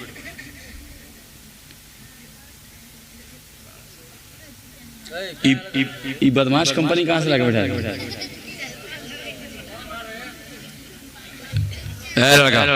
चुपचाप बैठेगा ना बैठेगा। हम आप जैसे बच्चों से लेकर और 15 साल के बच्चे आए बैठे हैं, देख लीजिए बैठे करिए। इन सबको सीधा करने का मशीन रखे। समझ में आ रही बात? सलीके से बैठिएगा तो बैठिए, ना तो स्टेज पर से कूदने में देर नहीं लगती। एक बार दूर से पढ़ लीजिए, अल्लाहुम्मा सल्ली अला मुहम्मद व अला आलि मुहम्मद बारिक वसल्लम। बच्चा से ही सीखता है, बचपन से ही। जैसा तहजीब सिखाएंगे, जिस तरह का अदब सिखाएंगे, उसी तरह का सीखेगा। अल्लाह ताला हमारे बच्चों को भी समझ नसीब फरमाए। मैं कह रहा था कि सबसे मजलूम तबका बीवी है। बीवी घर में आते ही दुश्मन क्यों हो जाती है? शौहर को सबसे प्यारी और घर में सबके लिए बुरी लगती है, एक शौहर को अच्छी लगती है। और किसी बदनसीब की किस्मत फूटी तो वो शौहर भी उसको एक आंख नहीं देखता। इसका रीजन है बीवी की कुर्बानी आप देखें तो मजलूम नहीं होगी। बीवी की कुर्बानी देखें आप, 20 साल तक माँ के साथ रही है, 20 साल तक भाई के साथ रही है, 20 साल तक बाप के साथ रही है, बहनों के साथ रही है, सहेलियों के साथ रही है, आजादाना जिंदगी गुजारी है। जिस तरह से सहेलियों के साथ खुल के बात करती रही है, जो चाहा मुतालबा किया है बाप से बाप ने पूरा किया है, जो चाहा मुतालबा किया है भाई से भाई ने पूरा किया है। भाई ने अपने शादी बाद में की है, बहन की शादी पहले की है कि मेरी बहन एक बेहतर जिंदगी गुजार सके, एक अच्छी जिंदगी गुजार सके, खुशहाल जिंदगी गुजार सके। इसके लिए भाई ने अपनी गाढ़ी कमाई अपने बहन की शादी में लगा दी है। जालिम का मुतालबा पूरा कर दिया है। किसी ने रिश्ते को बेचने की कोशिश की है तो पैसा देकर रिश्ते को खरीद लिया है। गाड़ी चाहिए, ले ले तेरे रिश्ते की कीमत है। कपड़ा चाहिए, ले ले तेरे रिश्ते की कीमत है। तुम्हें जो लेना है ले ले, लेकिन मेरी बहन को खुशहाल रखना। बहन ने अपने भाई ने सारी कमाई अपनी बहन को खुशहाली के लिए दे दी, बहन की खुशहाली के लिए दे दी। मेरी बहन खुशहाल जी सके।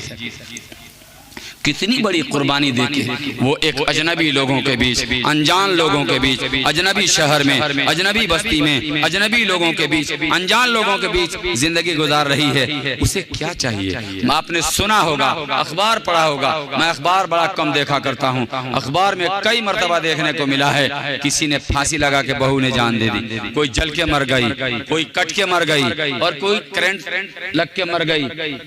उसके घर में सब कुछ है भाई, उसके घर में फ्रीज है, अलमारी है, कूलर है, एसी है और सब कुछ पड़ा हुआ है, वॉशिंग मशीन। और अब तो और तरक्की याफ्ता जमाना आ रहा है, स्टील पलंग, किसी जमाने में चांदी पलंग चल जाएगा, पैसा होगा।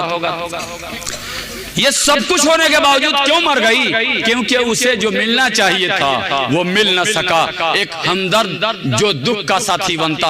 अगर वो परेशान होती तो शौहर घर में दाखिल होता और उसका चेहरा उदास देखता तो उसका चेहरा हाथों में लेता, सामने बैठ जाता, सब कुछ छोड़ देता, फाइल फेंक देता, कागज फेंक देता, कलम फेंक देता, छोड़ो जाने दो। आज क्या बात है, रोजाना मुस्कुराते हुए मेरा दरवाजे पर इस्तकबाल करती थी। आज क्या हो गया कि आपके चेहरे पे उदासी छा रही है? मेरी जिंदगी के साथी हैं आप। मैं बाहर से थका हुआ आता हूँ, आपको देख के मेरी थकान दूर हो जाती है। आज क्या हो गया है कि आपके चेहरे पे मुर्दनी सी छाई हुई है, आपका चेहरा उदास दिख रहा है? हुआ क्या है मुझे बताएं। मैं आपका शरीके गम बनना चाहता हूँ, मैं आपके गम को हल्का करूंगा। जो परेशानी होगी दोनों मियाँ बीवी मिलके बांटेंगे। माँ ने कुछ बोला होगा, समझा लिया जाएगा। बाप ने बोला होगा, समझा लिया जाएगा। भाई ने बोला होगा, समझा लिया जाएगा। मेरी बहनों ने कुछ बोला होगा, देखा जाएगा।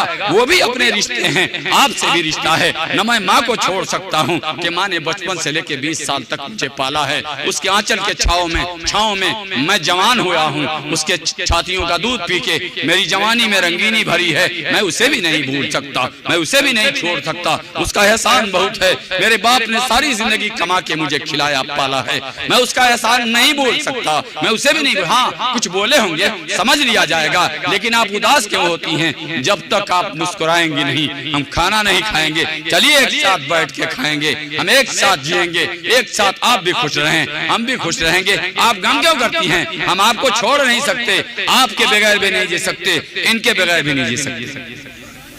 उसको कुछ नहीं चाहिए। ये झूठा सा बोल भी अगर शौहर बोल दे, झूठ भी बोल दे कि मैं आपके लिए ताजमहल लेके आया हूँ, नकली लेके आ जाए, तब भी खुश हो जाएगी, खुश हो जाए। उसे बोल चाहिए हमदर्दी का, प्यार का, ये नहीं हो पाता। आइए मैं एक सीरत का पहलू उठा के बता दूं। अल्लाह के रसूल सल्लल्लाहु अलैहि वसल्लम का दरबार है। एक सहाबी आते हैं और आके कहते हैं, या रसूल अल्लाह आपको सबसे ज्यादा किससे प्यार है? आपको सबसे ज्यादा किससे प्यार है? आपने फरमाया मुझे सबसे ज्यादा हजरत आयशा से प्यार है रज़ी अल्लाह तआला अन्हा। हजरत आयशा रज़ी अल्लाह तआला अन्हा आपकी बीवी हैं। क्या मतलब? क्या मतलब? आप कहना चाह रहे हैं कि मुझे सबसे ज्यादा अपनी बीवी से प्यार है। इजहारे मोहब्बत भरे मजमा में बाप, बीवी के बाप, अपने ससुर मौजूद हैं, बड़े बड़े सहाबा मौजूद हैं, मजमा मर्दों का पूरा मौजूद है, सारे मर्द मौजूद हैं। और मर्दों के बीच में पूछने वाले ने पूछा आपको सबसे ज्यादा किससे प्यार है? आपने कहा मुझे मेरी बीवी हजरत आयशा से सबसे ज्यादा प्यार है। पूछने वाले ने सवाल बदल दिया और कहा जनाबे अली मेरा मकसद वो नहीं था, मैं पूछना ये चाह रहा था आमना के लाल हजरत मोहम्मद मुस्तफा सल्लल्लाहु अलैहि वसल्लम, मैं पूछना ये चाह रहा था कि हम मर्दों में सबसे ज्यादा किससे आपको मोहब्बत? तो आपको कहना चाहिए था अबू बकर से, कह देते, लेकिन आपने वो नहीं कहा। आपने कहा मुझे मर्दों में मेरी बीवी हजरत आयशा के अब्बा से सबसे ज्यादा प्यार है। यहाँ भी जवाब अजीब अंदाज में दिया कि मुझे बीवी से सबसे ज्यादा प्यार है। पूछने वाले ने सवाल बदला तो जवाब का अजीब अंदाज बदला, मुझे मेरे बीवी के बाप, मुझे मेरे बीवी के बाप मेरे ससुर से सबसे ज्यादा प्यार मर्दों में। यानी यहाँ भी बीवी से मोहब्बत का इजहार किया और वहां भी बीवी के बाप से मोहब्बत। अगर बीवी के साथ शौहर एक साथ बैठ के खा ले, यकीन जानिए माँ यानी उसकी सास आसमान सर पे उठा ले। आसमान सर पे उठा ले। अल्लाह के रसूल सल्लल्लाहु अलैहि वसल्लम अपनी बीवी का चूल्हा जला रहे हैं, उसमें फूंक मार रहे हैं, लकड़ी डाल रहे हैं, आटा गोद रहे हैं। कमाल का अंदाज है। वो शख्स है कि एक बार इशारा करता तो आसमान से दस्तरखान उतर जाता। वो एक बार इशारा करता, एक बार इशारा करता है तो चांद का कलेजा चीर देता है। एक बार इशारा करता है तो डूबा हुआ सूरज वापस हो जाता है। एक बार उंगली बर्तन में डालता है तो पानी का फव्वारा निकल जाता है। एक बार थूक जबान से निकालकर, मुंह से निकालकर हजरत अली की आंख पे लगाता है तो दर्द दूर हो जाता है।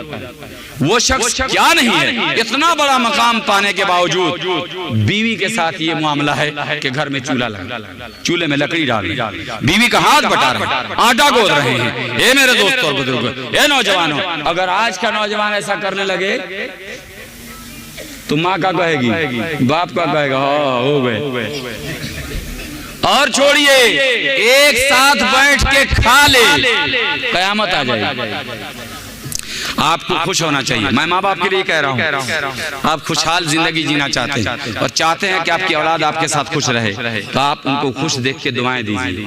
अल्लाह आपके जोड़े को सलामत रखे। मेरा बेटा किसी की बेटी को लेके आया है, बड़ा खुशी से रख रहा है, मैं बड़ा खुश हूँ। और उसको कहे, बेटी मुझे बड़ा खुशी है कि तूने मेरे बेटे को संभाल दिया है, कि मेरा बेटा तेरे साथ बड़ा खुश है। ये दुआएं दीजिए, खुश होइए। यकीन जानिए घरों में मोहब्बत पैदा होगी, नफरतें खत्म होंगी। ये रवायत जानिए। एक साथ आयशा रज़ियल्लाहु ताला अन्हा कुछ पी रही थी गिलास में, मोहम्मद रसूलुल्लाह सल्लल्लाहु अलैहि वसल्लम आए दरवाजे पर, देखा कुछ पी रही हैं, फरमाया आयशा मेरे लिए भी बचा के रख देना, आयशा मेरे लिए भी बचा के रख देना। आयशा रज़ियल्लाहु ताला अन्हा ने गिलास को बचा के रख दिया पानी, और उसके बाद अल्लाह के रसूल सल्लल्लाहु अलैहि वसल्लम आए और आके गिलास हाथ में लिया। आयशा तेरा मुंह कहाँ लगा था? आयशा तूने मुंह गिलास के किस किनारे पर लगाया था? अम्मा आयशा ने इशारा किया कि यहाँ मेरा मुंह लगा था। आमना के लाल ने अपने प्याले को, ये गिलास की शक्ल तो नहीं थी, प्याले को यूं घुमाया जहां अम्मा आयशा ने इशारा किया था कि मैंने यहाँ मुंह लगा के पिया था, प्याले का मुंह वहीं लगाया और वहीं से लगा के पिया। जहां से बीवी ने मुंह लगाया था वहीं से शौहर ने पानी पिया। और कोई इससे बड़ा मोहब्बत करने वाला? बीवी से टूट के प्यार करना सुन्नत है। बीवी से टूट के प्यार करना सुन्नत है, बीवी से मोहब्बत करना सुन्नत है। ये मोहम्मद रसूलुल्लाह सल्लल्लाहु अलैहि वसल्लम की सीरत है। बीवी का काम में हाथ बटाना सुन्नत है। अगर वो कपड़ा धो रही है आप खंगाल दें, सुन्नत है। कहिए ना हजरत आप करते हैं, आप कहिएगा हजरत आप करते हैं, आप जाके पता कर लीजिए, पता कर लीजिएगा। पता नहीं क्यों मैं कह रहा हूं और ओपनली कह रहा हूं कि जितनी हमारी मौलवी डिपार्ट की बीवियां हमसे खुश हैं, शायद कोई अपनी बीवी को इतना खुश न रखता होगा। तनख्वाह भले थोड़ी होती। तलाक का पैराग्राफ सबसे कम उलमा में है। आप नजर उठा के देख लीजिए, 100 आलिम आपके इलाके में हो, आप परसेंटेज निकाल लीजिए कि कितना मौलवियों ने तलाक दिया हुआ। वारी टेढ़ी जैसी भी होगी गुजारा कर लेगा, झेल लेगा। ये मेयार है हमारा। मेरे दोस्तों और बुजुर्गों, मैं दुआएं देता हूं उन बीवियों को जो अपने शौहर को खुश रखती हैं। उस माँ बाप से कहूंगा कि आप अपने घर को बिखरने से बचा लीजिए, अपने बच्चों को खुले दिल से मिलिए, दुआएं दीजिए। और अगर वो अलग रहना चाहते हैं, अलग मकान दीजिए। रिश्ते अलग मकान से नहीं बटते भाई। हमारे यहाँ अलग होने का, अरबों में रहे ना आप, जवाद भाभी अरबों के बीच में रहे हैं कि वहाँ बेटा की शादी बाद में होती है, पहले अलग घर दिया जाता है। बबुआ अलग घर बना लो, बाद में त्योहार बियाह हो। वहाँ पहले अलग होता है, बाद में शादी कर। बाप अपना पहले खर्चा जमा कर ले, शादी के लिए घर बना ले, नहीं है तो किराए पे मकान ले ले, और तब उसके बाद तेरी शादी हो। हमारे यहाँ अलग होने का दस्तूर क्या है? जब तक कुर्ता नहीं फराएगा, जब तक गंजी नहीं फराएगा, 2 कदम और आगे बढ़िए, कपार नहीं फराएगा, तब तक आदमी अलगा नहीं होता है। वो बर्दाश्त नहीं हो। तो सब कुछ फरवा फुरवा के अब का अलग हो। जब सब कुछ फरवाइए लिया तो अब अलग का के लिए हो। अब रहो प्यार से अलग हो जाता तो रिश्तों में दरार नहीं पड़ती भाई। अलग होना कोई बात नहीं है। क्या हो गया है, 5 भाई एक साथ थे, एक माँ के साथ, एक बाप के साथ, एक साथ बैठ के खाना खाते थे। जब शादियां हुई, मैं साफ कहता हूँ मेरी बहनों, अगर किसी की बहू बनी हो तो मेरी बात को लिख लेना कि शायद कोई घर होगा जो शादी से पहले बटा हो। शादी से पहले शायद कोई घर अलग होता है, शायद कोई भाई अलग होता होगा। शादी से पहले कोई घर नहीं बढ़ता, इल्ला माशाल्लाह 100 में कहीं एक हो जाए, लेकिन अक्सर और बेशतर देखा गया है कि शादी से पहले कोई घर नहीं बढ़ता। और किसी भाई का भाई कुर्ता शादी से पहले नहीं फाड़ता, लेकिन शादी के बाद कुर्तो फाड़ता है या बाहों तुरता है, सब कुछ करके बराबर। रिश्ता खराब हो जाता है। जो भाई अपने भाई के लिए पलकें बिछा देता था, जो भाई अपनी जिंदगी की सारी कमाई अपने भाई पे लगा देता था, वो क्या हो गया है, इन रिश्तों को क्या हो गया है, क्यों घुन लग गया है कि एक भाई भाई का दुश्मन बन गया है।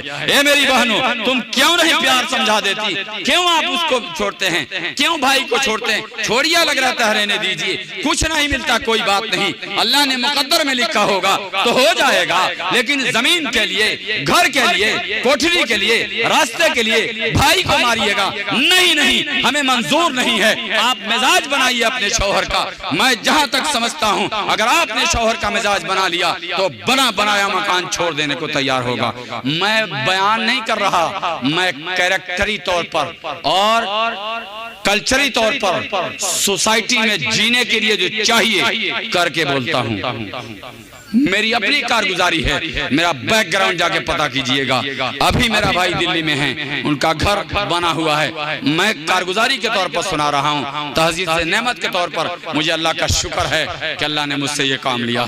मेरा भाई का घर बिकने के करीब था, बना बनाया मकान बिकने के करीब था। मेरे पास फोन आया, मेरा भाई शर्म क्यों, अलग है, सब भाई अलग अलग हैं, लेकिन रिश्तों में दरार नहीं है। अलग मकान, जमीन सब खरीद के अपना अलग मकान बनाए हुए हैं, कोई लेना देना नहीं हमसे। लेकिन पता चला कि भाई का घर बिक रहा है, तो मेरी एक जमीन थी जो मैंने कमा के अलग खरीदी थी, रोड साइड लबे रोड जमीन थी, दुकान बनाने के लिए खरीदी थी, उसे मैंने बेच दिया। और 6 लाख रुपए बेच के ले जाके भाई को देके उसका मकान बचा लिया। क्या करेंगे पैसे कमा के भाई, क्या करेंगे? मैं रहने को घर है, जमीन बिक जाएगी, मुकद्दर में होगा, फिर आ जाएगा। लेकिन एक भाई घर से बेघर हो जाए, किराए पे आ जाए, क्या करेंगे जी के मेरे भाई? पैसे कमा के क्या करेंगे? रिश्तों में प्यार बांटो, हिंदू, मुस्लिम, सिख, ईसाई। एक आखिरी बात कहता चलूं, हमारे हिंदू भाई भी इस मजमे में बैठे होंगे, मैं उनसे भी कहता चलूं कि पुराने जमाने मोहब्बतों के खत्म होते नजर आ रहे हैं, दूरियां बहुत बढ़ गई हैं। हम एक जमाना देखा करते थे कि हम हिंदू मुसलमान एक प्लेट में बैठ के खा लेते थे, एक साथ एक दूसरे के त्योहार में शरीक होते थे। अब लोगों ने इस तरह से गेम खेला है कि एक दूसरे का दुश्मन बना दिया है।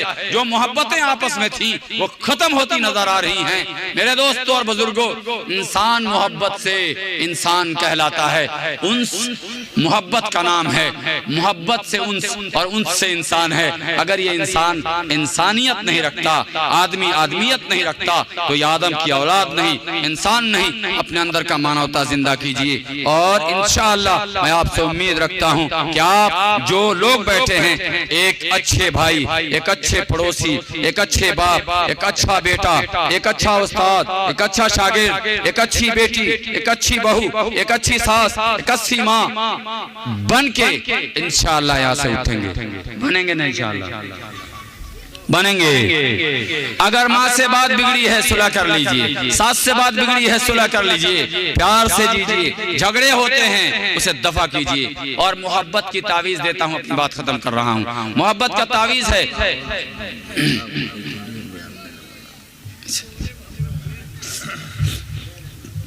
पानी पिलानी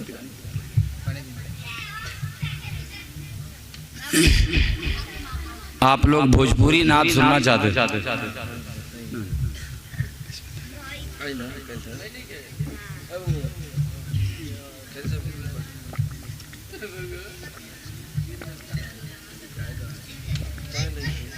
जाएंगे।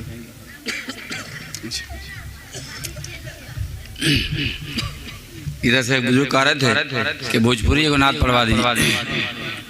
उनको पढ़ना तो नहीं आता, नात नहीं है, एक कारगुजारी है बड़ी बेहतरीन। अब्दुल रहीम भोजपुरी थे, आते रहते हैं कभी वो तो सुनाते रहते हैं।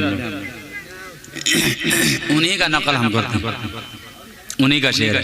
अब मुझे बड़ा अच्छा लगता है, तो मैं अक्सर बेस्तर से पढ़ता हूँ।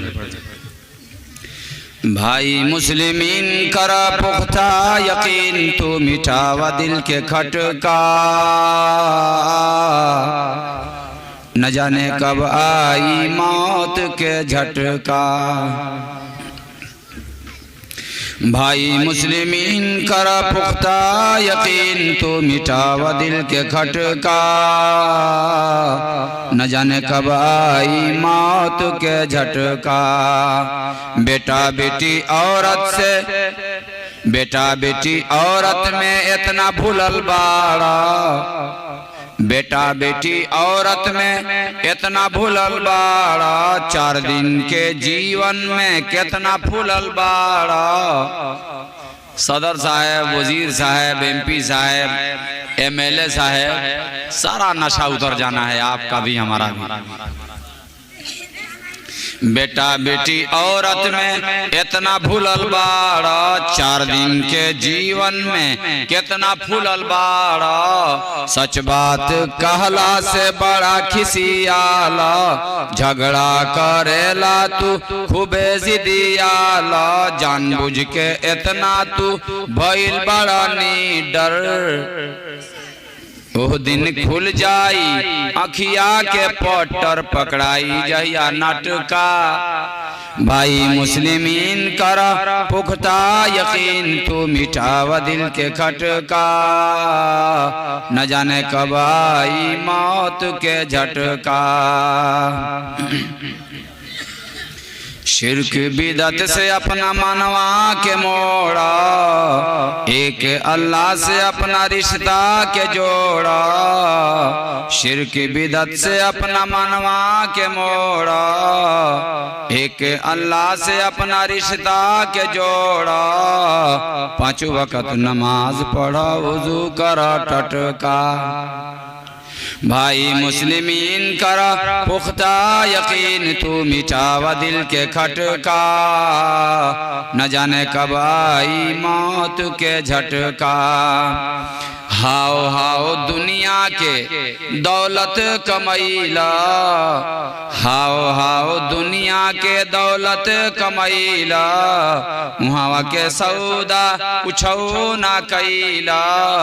संगवा में तहारा कुछो ना जाई, ओह दिन लौकी तोहर करनी कमाई, जया लागी तोहर घटका।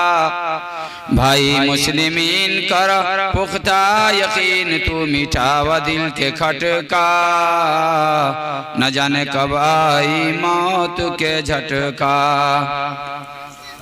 आई क़ज़ा जहिया जान तोहर जाई, आई क़ज़ा जहिया जान तोहर जाई, ले जाके लोगवा कब्र में सुताई।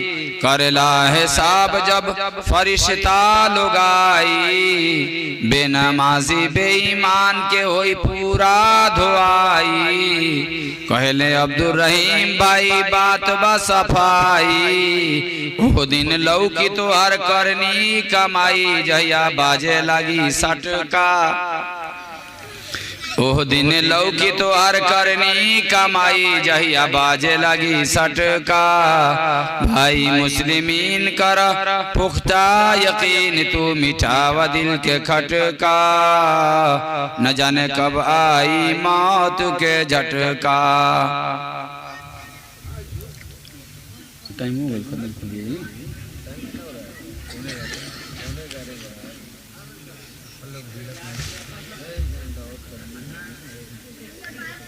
अब दुआ करा दिया जा।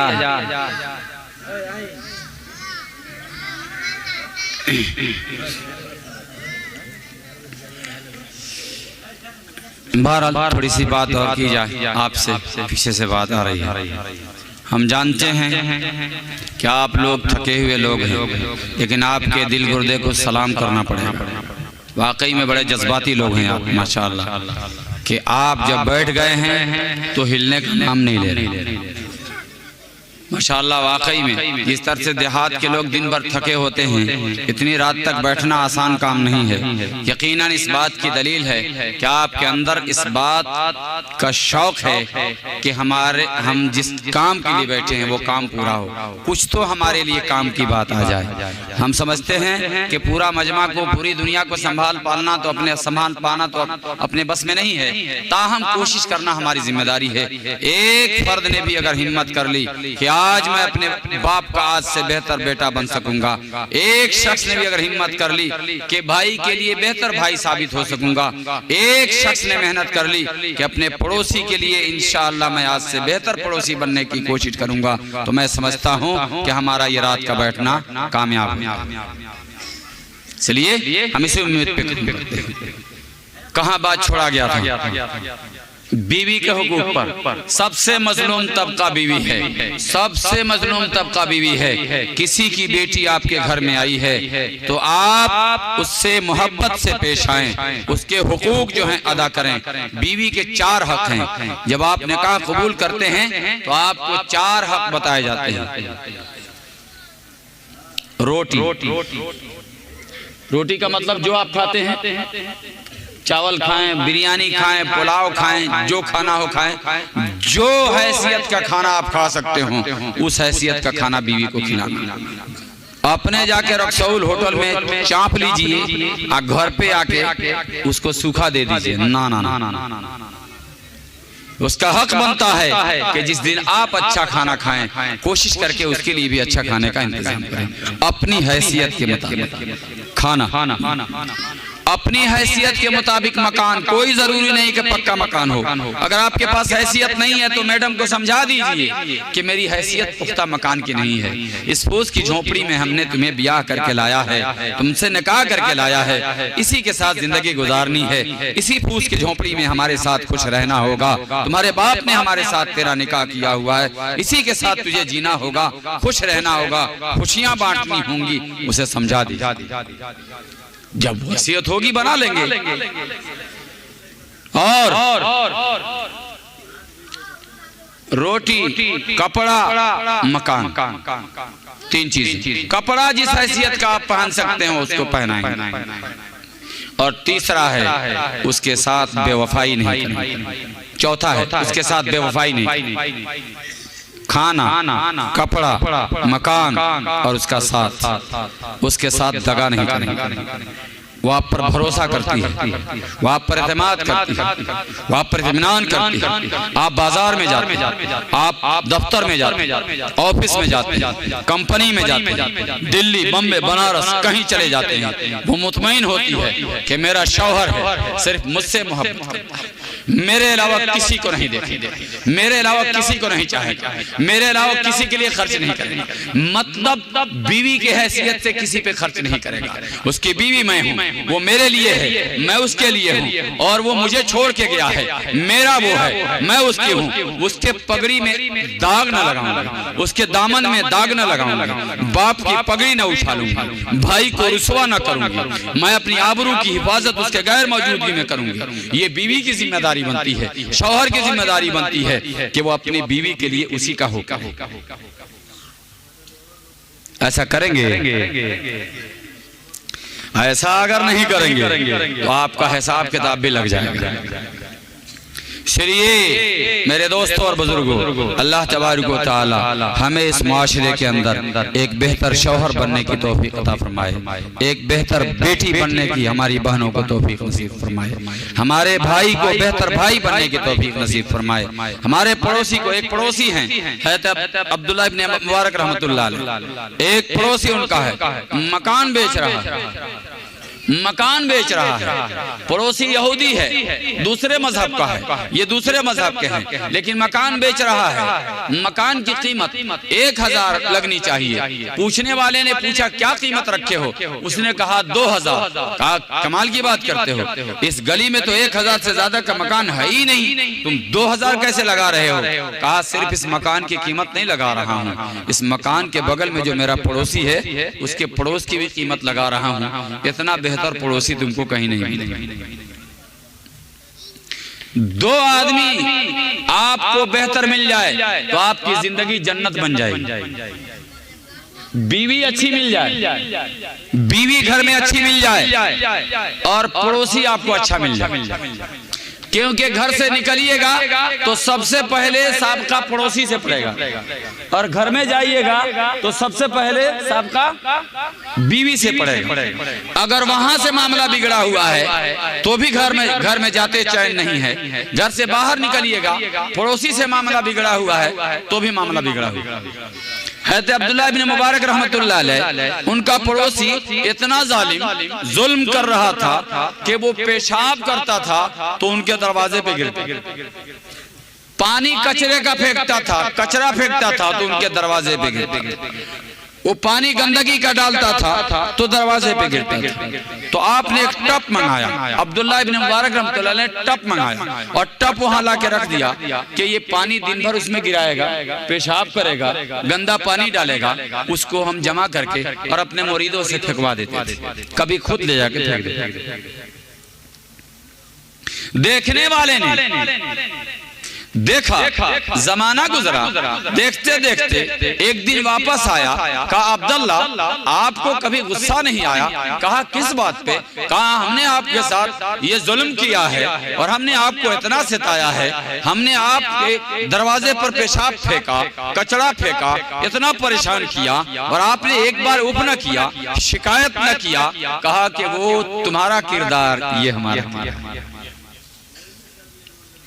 इमाम ज़ैनुल आबिदीन रज़ी अल्लाहु ताला अन्हु, एक शख्स आता है और कहता है मुझे अमन में ले लीजिए, पुलिस मेरे पीछे पड़ी है, मैं आपके पनाह में आना चाहता हूँ। कहा उदखुल इन्नका आमिन, दाखिल हो जा, तू मेरे पनाह में है। पनाह में ले लिया, जैसे ही अंदर दाखिल किया पुलिस वाले आए, कहा कि ऐसा ऐसा मुजरिम एक गली में गुजरा है, मिले तो बताइएगा। कहा ठीक है जाओ तलाश करो। लोग चले गए, पुलिस वाले चले गए, इन्होंने उस मुजरिम को खाना दिया, चंद दिरहम दिए और कहा रात का अंधेरा है, निकल सकता है तो निकल। कुछ दिन रखने के बाद रात के अंधेरे में घर से निकाला। जब वो जाने लगा तो पूछा आप हमें पहचानते हैं, आप हमको जानते हैं? कहा अपने दुश्मन को कौन नहीं जानता, अपने दोस्त को शायद लोग भूल जाएंगे लेकिन अपने दुश्मन को कोई नहीं भूलता। कहा आप हमें पहचानते? कहा जो खानदान रसूल को तबाह करने में लगा हुआ था, खानदान नबूवत को ताराज करने में लगा हुआ था, आले रसूल को तबाह करने में लगा हुआ था, करबला की धरती पे हमारे अपनों को तूने कटवाया था, उन काटने वालों के लिस्ट में तुम थे, हम तुम्हारी शक्ल सूरत को कैसे भूल सकते थे? हम नहीं भूल सकते, हम जानते हैं कि तू हमारा खुला दुश्मन है। कहा कमाल की बात है कि आप जानते हैं कि हम आपके दुश्मन हैं, उसके बावजूद भी आपने हमें पुलिस से बचाया, उसके बावजूद भी आपने हम पर खर्चे किए, उसके बावजूद भी आपने हमें पैसे दिए, ये क्या मामला है? कहा वो तेरा किरदार था, ये मेरा किरदार। ये अखलाक मुसलमानों में, ये अखलाक हमारा, ये अतवार हमारा, ये सीरत मेरे नबी की है। इंशाअल्लाह हम ऐसा करेंगे। 4 बातें बता के अपनी बात खत्म करूं। 4 चीजें अपने अंदर पैदा कर लीजिए, हम मुझसे लिखवा लीजिए, मैं स्टेज पे बैठ के जिम्मेदारी के साथ लिख के दूंगा। अगर कोई बेटी पैदा कर ले, कोई बहू पैदा कर ले, और कोई सास अपने अंदर पैदा कर ले, कोई ननद अपने अंदर पैदा कर ले, कोई भाई, कोई बेटा, कोई बाप अपने अंदर ये पैदा कर ले, तो मरने से पहले बेहतरीन इंसान यानी वली बन के मरेगा, वली बन के मरेगा। ये 4 चीज जो अपने अंदर पैदा करेगा, तसिलु मन क़ता, तोति मन हरमक, ताफ़ु मन ज़लमक, अहसिन इला मन असा इलैक, जो तोड़े उससे जुड़ो, जो तोड़े उससे जुड़ो। तो चिमन हरामक, जो छीने उसे अता करो, जो आपका हक नहीं देता उसका हक बनता है तो दे दीजिए। आपका हक खा गया है, लेकिन उसका हक आपके जिम्मे बनता है, ले ले भाई, कोई मसला नहीं। ये अखलाक नबूवत है।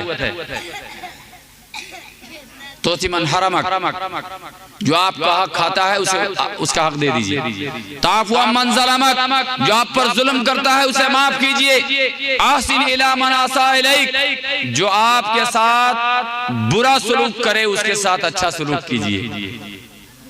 मामूली काम नहीं है। 100 रकात नफल पढ़ लेना आसान है, लेकिन मुंह फेरने वाले को सलाम करना आसान काम नहीं है। 100 उमरा कर लेना आसान है, लेकिन जो आपके दुख में शरीक ना होता हो उसके दुख में शरीक होना आसान काम नहीं है। आप करके देख लीजिएगा, तजर्बा कीजिएगा, समझ में आ जाएगा। बेहतर इंसान, बेहतर सोसाइटी, बेहतर मुआशरा, बेहतर समाज बनाने के लिए हमें कलेजे को बड़ा करना पड़ेगा, सीने को बड़ा करना पड़ेगा। और मैं तावीज़ एक बता रहा था, वो तावीज़ लेते जाइए कि घरों के अंदर मोहब्बत पैदा हो। उसके लिए तावीज़ है एक, इमाम साहब से लिखवाने की जरूरत नहीं है, हमसे भी लिखवाने की जरूरत नहीं है। मैं आपको बता देता हूँ, सबसे आसान तावीज़ है। अन अबी हुरैरा रज़ियल्लाहु तआला अन्हु क़ाल क़ाल रसूलुल्लाह सल्लल्लाहु अलैहि वसल्लम ला तदखुलूनल जन्नत हत्ता तुमिनू वला तुमिनू हत्ता तहाब्बू अवला अदुल्लुकुम अला शैइन इज़ा फ़अलतुमूहु तहाब्बतुम अफ़शुस सलाम बैनकुम। हज़रत अबू हुरैरा रज़ियल्लाहु तआला अन्हु से रिवायत है, फरमाते हैं कि नबी करीम सल्लल्लाहु अलैहि वसल्लम ने इरशाद फरमाया कि तुम उस वक्त तक जन्नत में नहीं जा सकते जब तक तुम मोमिन न हो जाओ। तुम उस वक्त तक जन्नत में नहीं जा सकते जब तक तुम मोमिन न हो जाओ, और तुम उस वक्त तक मोमिन नहीं हो सकते जब तक तुम एक दूसरे से मोहब्बत न करने लगो। यानी बीवी शौहर से, शौहर बीवी से, भाई भाई से, बेटा बाप से, बाप बेटा से, उस्ताद शागिर्द से, शागिर्द उस्ताद से, पीर मुरीद से, मुरीद पीर से, शागिर्द उस्ताद से, उस्ताद शागिर्द से, मामूर अमीर से, अमीर मामूर से, सास बहू से, बहू सास से, और बहन भाई से, भाई बहन से, पड़ोसी पड़ोसी से। जब तक एक दूसरे से मोहब्बत न करने लगो तुम मोमिन नहीं हो सकते। ला तुमिनु हत्ता तहाब्बू। अच्छा, तो फिर मोहब्बत कैसे पैदा होगी? कोई तावीज़ बताइए। तो आपने कोई तावीज़ नहीं बताई। अवला अदुल्लुकुम अला शैइन इज़ा फ़अलतुमूहु तहाब्बतुम अफ़शुस सलाम बैनकुम। तुम्हें मैं ऐसी तरकीब न बताऊं कि अगर तुम इसे करने लगोगे तुम्हारे बीच में खुद मोहब्बत पैदा हो जाएगी?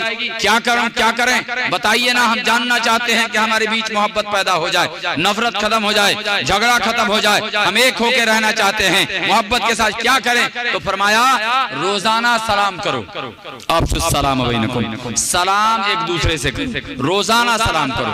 जब मुलाकात होती है शौहर बीवी को, बीवी शौहर को सलाम करे, भाई भाई को, बाप बेटा को, बेटा बाप को, सास बहू को, बहू सास को। सलाम नहीं, सास बहू को कभी सलाम करेगी? अरे वाह, कैसे कैसे कैसे कैसे? वो तो सास है ना जी, वो पावरफुल है, घर की प्रधानमंत्री है, अपने पावर से नीचे कैसे है? एक बार फोन पे मैंने सलाम कर लिया अपनी अहलिया को, अस्सलाम वालेकुम, बातचीत की, फोन काटा तो बगल वाले साथी ने पूछा किससे बात कर रहे थे? मैंने कहा मेरी बीवी। कहा बीवी को भी सलाम करते हैं क्या? मैंने कहा आप नहीं करते क्या? तो कह रहा वही में मर्द है क्या?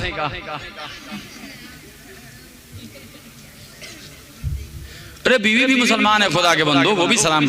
और सलाम दुआ है। हमारे यहाँ सलाम की कैटेगरी बदल गई है। लोग कहते हैं good morning, good evening, good afternoon, good night, पता न क्या क्या अलग अलग डिजाइन का सलाम है।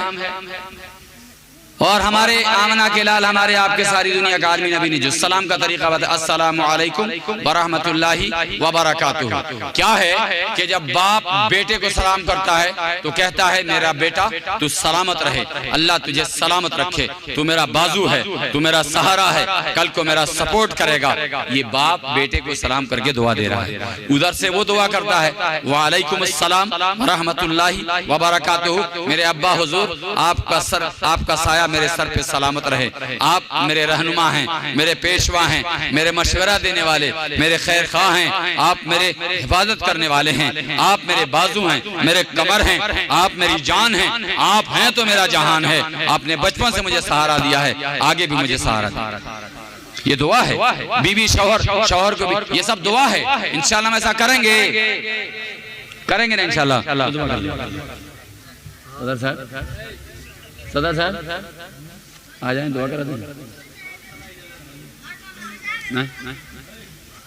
बस भाई, बच्चों ने बड़ी मेहनत की, नौजवानों ने, और हम समझते हैं कि आप उठने का नाम नहीं ले रहे हैं, हम भी ठान लेंगे तो सुबह कर देंगे। लेकिन अब देख रहे हैं कि आप उठेंगे नहीं उठेंगे, लेकिन अंदर से लगता है कि पक गए।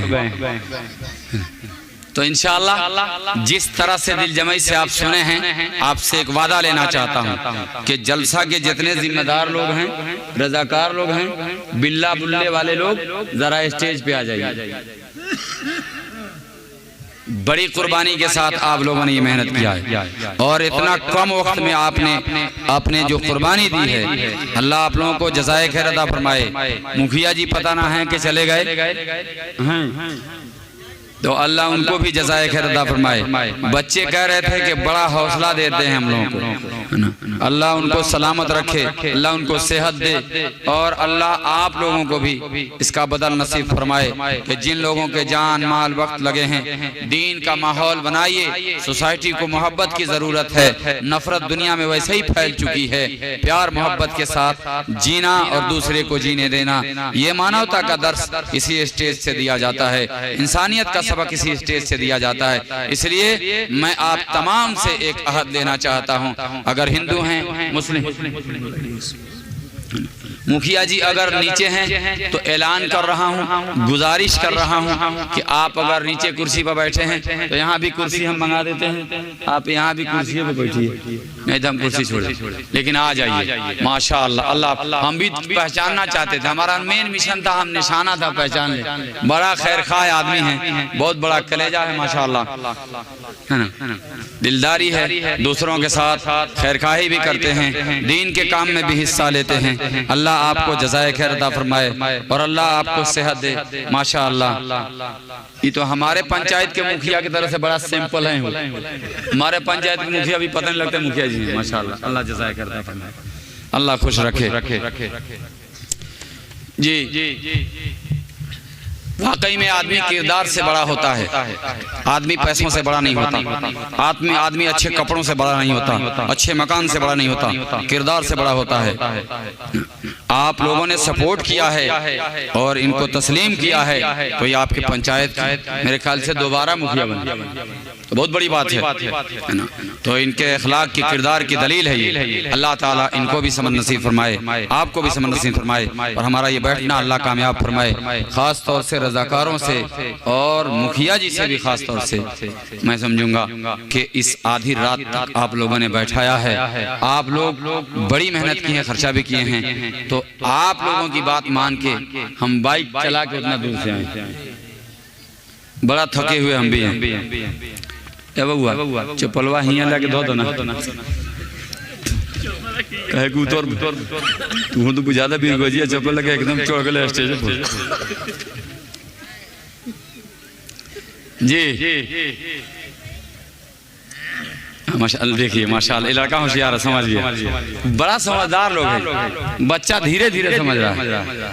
मैं रणधीर सर के स्कूल में गया, 15 अगस्त को प्रोग्राम होता था, मुझे बुलाते थे जब हम वहाँ थे परसोनी में, तो मैं जाता था। तो रणधीर सर मेरे बहुत बेहतरीन दोस्त हैं, अल्लाह उनको सलामत रखे, मेरे बड़े हमदर्दों में हैं और बड़ी बेहतरीन दोस्ताना आज भी ताल्लुकात बने हुए हैं। आज भी हम चले जाएं उनके पास तो बगैर उनके यहाँ खाना खाए जाते हैं, अपना अपना एक नजरिया है। बहरहाल उनके स्कूल में गया मैं 15 अगस्त को, तो एक बच्चा सामने आया, मैंने लगे हाथ तो पूछ लिया कि बाबू 8 के पढ़ा सुना दे तो मैंने पूछा 8 और 8 कितना होता है, तो उसने कहा 8 और 8 32 होता है। मेरा माथा ठनका कि रणधीर सर ये क्या आपका बच्चा बता रहा है। रणधीर सर बच्चा को आगे बुलाए, पीठ पे हाथ फेरा, कहा कि माशाअल्लाह क्या जबरदस्त जवाब दिया, बहुत राइट जवाब दिया है। अब मस्त सर खुजलाने लगा कि रणधीर सर करेक्ट है, मैं करेक्ट हूं कि बचवा करेक्ट। 8 और 8 कितना होता है? मैंने पूछा, अब बता रहा है 32 होता है। ऊपर से सर बोल रहे हैं कि बिल्कुल सही जवाब दिया है। मैंने पूछा रणधीर सर, आप कहीं गड़बड़ा नहीं ना रहे हैं? आपका बच्चा गलत जवाब दे रहा है और आप कह रहे हैं कि राइट है। कहा कि आप नहीं समझेंगे, जिसका बच्चा वही जानता है।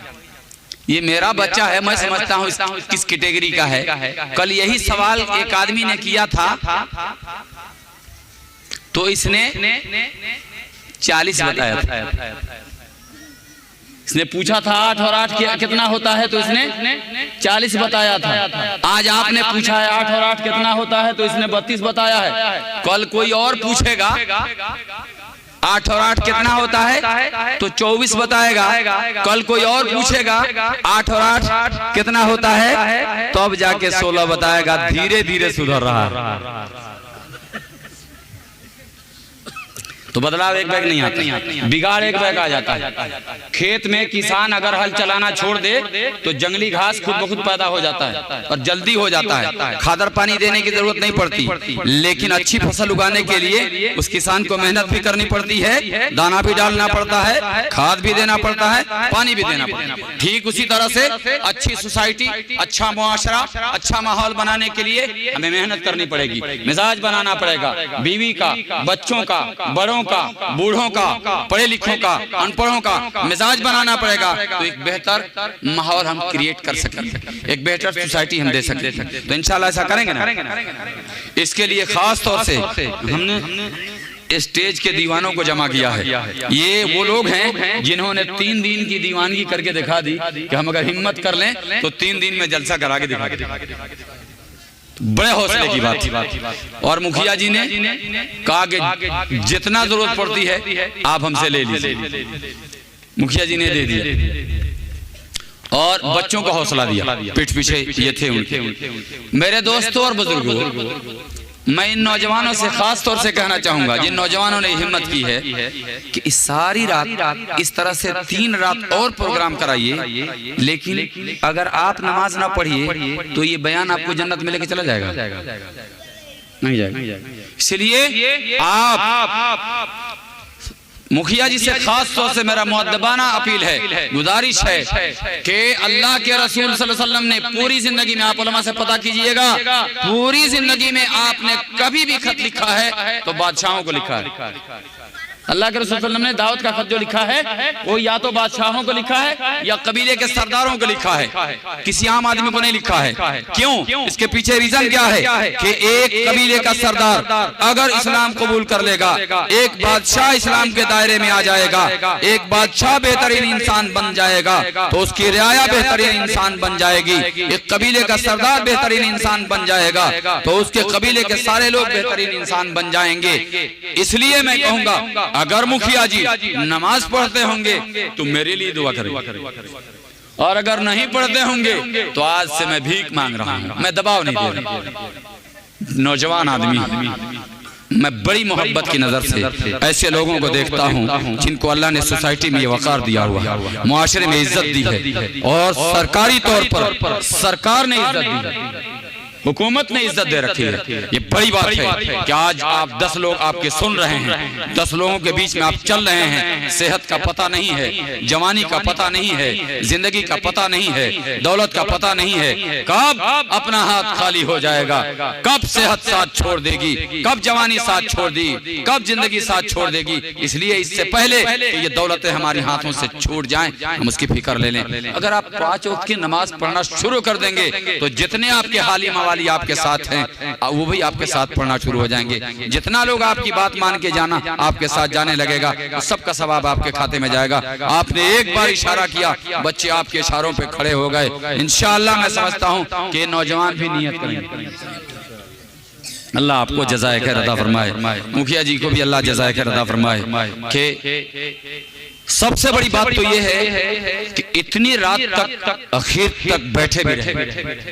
खास तौर से मुखिया जी मेरे निशाने पर इसलिए हैं कि मैं समझता हूं कि मुखिया जी अगर अगर अगर अगर अगर मुखिया जी का जहन बदल, मैं अपने मुखिया को, अपने पंचायत के मुखिया को 3 दिन जमात में लेके गया था, 3 दिन गए थे हमारे साथ, वो भी अल्लाह का शुक्र है बहुत बहुत बहुत बेहतरीन आदमी, अखलाक के बड़े अच्छे आदमी, बिल्कुल नहीं पता लगता, एकदम घुले मिले रहते, बिल्कुल पता नहीं चलता कि मुखिया जितना ना क्या ऐसे चलेगा जैसे लगेगा एमएलए चल रहा है, इतना कुर्ता भी एकदम सिंपल मिलकर आता है, बिल्कुल पता नहीं चलता है। मैं लेके चला गया एक मस्जिद में और सोए थे, सुबह को लेके निकला तो मैंने कहा पहले मुखिया और वार्ड से मुलाकात कराएं आपको। जिस बस्ती में गए थे तो मुखिया जी से मुलाकात करने के लिए गए, तो वहाँ के मुखिया भी मुसलमान थे, तो वो हारे हुए थे। तो मैं उनके पास गया तो मैंने कहा कि जनाब मैं आपसे बात करने आया हूँ, थोड़ी सी दीन की बात सुन लें। तो उन्होंने कहा कि हम मुखिया हैं और हमको हजार उलझन होती है, जाइए कहीं और बात कर लीजिए, फिर हम कभी मिल लेंगे। मैंने कहा जनाब अली थोड़ी सी बात आप सुन लेंगे। कहा क्या? कहा कि ये आपके सामने जो खड़े हैं ये प्रेजेंट के मुखिया हैं, ये अभी हमारे साथ हमारी पंचायत के मुखिया, और 3 दिन आपकी बस्ती में चटाई पे सोएंगे, आपको पता भी नहीं लग सका क्योंकि आप जाते नहीं मस्जिद में, कैसे पता चला? और हमने सुना है कि इस साल आप मुखिया नहीं, आप हार गए हैं और जीता हुआ मुखिया आपके साथ। जब इसको वक्त मिल सकता है तो आपको क्यों वक्त मिलेगा? उसके बाद वो मुखिया जी साथ में लगे और मुखिया जी को लिए और वार्ड जितने थे सारे वार्डों को जमा करके एक जमात में। तो मैं जहां तक समझता हूं कि अगर बड़े लोग काबू में आ जाएं तो छोटे आसानी से आ जाएंगे। और कल क़यामत का दिन होगा, अल्लाह तबारक व तआला हमको और आपको, अगर कोई हम में से जन्नत में चला गया और वहां मसलन फर्ज कर लें कि आप साथी जन्नत में चले गए, मैं अगर बिलफर्ज मान लें अपनी बदअमाली की वजह से, अल्लाह न करे कि वो दिन देखना पड़े, अल्लाह करे कि अल्लाह हमारे गुनाहों को माफ कर दे और हमें जन्नत नसीब फरमाए, जहन्नम से हमारी हिफाजत फरमाए, हम जहन्नम में जाने लगे और आप जन्नत में हैं तो हम जहन्नम में जाने लगे, तो हम अगर आपकी ख्वाहिश हुई मैं नहीं मिलूंगा, क्योंकि 2 ही मकाम है, जन्नत है या जहन्नम है। जन्नत में आपके साथ नहीं है तो आप सोचेंगे कि मौलाना साहब बड़ा बेहतरीन बात कर रहे थे, कहाँ हैं, नजर नहीं आते, इसका मतलब इस कैटेगरी में नहीं है, तो उधर गए होंगे। अल्लाह से कहेंगे हम मौलाना साहब से मिलना चाहते हैं, मुखिया जी से मिलना चाहते हैं। फी जन्नाती यतसाअलूना अनिल मुजरिमीन कालू फी जन्नाती यतसाअलूना अनिल मुजरिमीन मा सलककुम फी सकर मा सलककुम फी सकर। जब जन्नती जहन्नमियों से पूछेंगे कि तुम्हें कौन सी चीज, ये जाके मुलाकात करेंगे और पूछेंगे आप तो ठीक ठाक थे, सुलझे हुए लोग थे, समाज के बड़े सरगना लोग थे, लोग आपको जानते थे, आप मौलाना साहब थे, मुफ्ती साहब, काजी साहब, हाजी साहब, आप तो मुखिया जी, सदर जी, वजीर जी सब थे, लेकिन आप यहाँ कैसे आ गए, आप जहन्नम में कैसे आ गए? तो कुरान का जुमला उठाइए, कुरान से पूछिए। कुरान कहता है फी जन्नाती यतसाअलूना अनिल मुजरिमीन मा सलककुम फी सकर। जहन्नमियों से जन्नती पूछेंगे आप यहाँ कैसे चले आए, तो वो जवाब देंगे कालू लम नकु मिनल मुसल्लीन, कालू लम नकु मिनल मुसल्लीन। वो सबसे पहला जुमला उनका होगा कि सब ठीक ठाक था, लोग बड़ी इज्जत करते थे, मुआशरे में बड़ी इज्जत थी मेरी, लेकिन मैं नमाज नहीं पढ़ती। कालू लम नकु मिनल मुसल्लीन, हम नमाज ना पढ़ते थे। आपकी सारी नेकियां अल्लाह कबूल फरमाए, लेकिन अगर आप नमाज नहीं पढ़ते तो मैं दावे के साथ कहता हूं कि आप और हम नहीं बच पाएंगे। मैं बोल रहा हूं अगर मैं नमाज ना पढ़ूं, आप कौन देखने जा रहे हैं? आप हमारे पीछे तो नहीं पड़े हैं। यहाँ से बोल के चला जाऊं नमाज ना पढ़ूं तो मैं भी बोल के मारा जाऊंगा, आपको दीन की बात बता दूंगा, आप मान जाएंगे, आप जन्नत में चले जाएंगे। और मैं दीन की बात बता के मैं अगर नहीं मानूंगा तो मैं जहन्नम में चला जाऊंगा, मैं बर्बाद हो जाऊंगा। इसलिए अमल से जिंदगी बनती है, जन्नत भी जहन्नम भी। ये खाकी अपनी फितरत में न नूरी है न नारी है। मैं समझता हूँ कि अपनी बात खत्म करते हुए हमारे नौजवानों ने जो मेहनत की है, बस्ती के लोगों ने जो मेहनत की है, माओ बहनों ने जो मेहनत की है, इन सब की मेहनत को अल्लाह कबूल फरमाए और हमारा ये बैठना कबूल फरमाए, हिदायत का जरिया फरमाए। ये रजाकार हजरात ने भी अगर हिम्मत कर ली और तय कर लिया कि कल से इंशाअल्लाह हम नमाज पढ़ेंगे, नमाज पढ़ने वालों को मैं छूट देता हूँ। पहले तो था 3 शो, पहले था 3 शो, अब तो 24 घंटा चल रहा है। अब तो शो खत्म हो गया। मोबाइल लीजिए 24 घंटा देखिए, देखते रहिए, लेकिन नमाज ना छोड़िए। क्यों कह रहा हूँ? आप नमाज मत छोड़िए, नमाज पढ़िए 5 वक्त। आप कहते हैं कि इतना छूट कैसे दे रहे हैं? मैं छूट नहीं दे रहा, कुरान कह रहा इन्ना सलाता तन्हा अनिल फाशाई वल मुनकर। बेशक नमाज बुरी और बेहयाई बातों से रोक देती है। जिस दिन आपकी नमाज इस काबिल हो जाएगी इंशाअल्लाह आप उससे खुद रुक जाएंगे। इसलिए इसकी आदत डालेंगे, करेंगे ना इंशाअल्लाह। अल्लाह ताला आपको भी हमको भी करने सुनने से ज़्यादा अमल की तौफीक नसीब फरमाए। ज़रा दुआ कर लें, हमारे लिए भी खास तौर से दुआ करें, जो बीमार लोग हों उनके लिए दुआ करें, और इस माशरे के लिए, हिंदू मुस्लिम सब की एकता के लिए दुआ करें कि अल्लाह ताला हम सबको एक और नेक बनाए। अल्लाहुम्मा सल्ली अला मुहम्मदिन व अला आलि मुहम्मदिन व बारिक व सल्लिम। अल्लाहुम्मा अंतस सलाम व मिनकस सलाम तबारकत या ज़ल जलाली वल इकराम ला इलाहा इल्लल्लाहु वहदहु ला शरीका लहु लहुल मुल्कु व लहुल हम्द युहयी व युमीतु व हुवा अला कुल्लि शैइन क़दीर। या अल्लाह हम खताकार हैं, हम गुनहगार हैं, फिर भी तेरी मदद के तलबगार हैं। या अल्लाह हम में से हर कस व नाकस की मदद फरमा। या अल्लाह पूरे आलम के इंसानों को इंसान बना।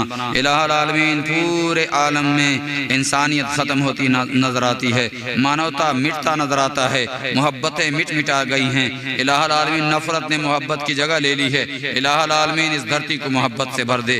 तेरे महबूब ने मोहब्बत का खूगर बनाया था, तेरे महबूब ने मोहब्बत की हवा चलाई थी, तेरे महबूब ने मोहब्बत के फूल खिलाए थे।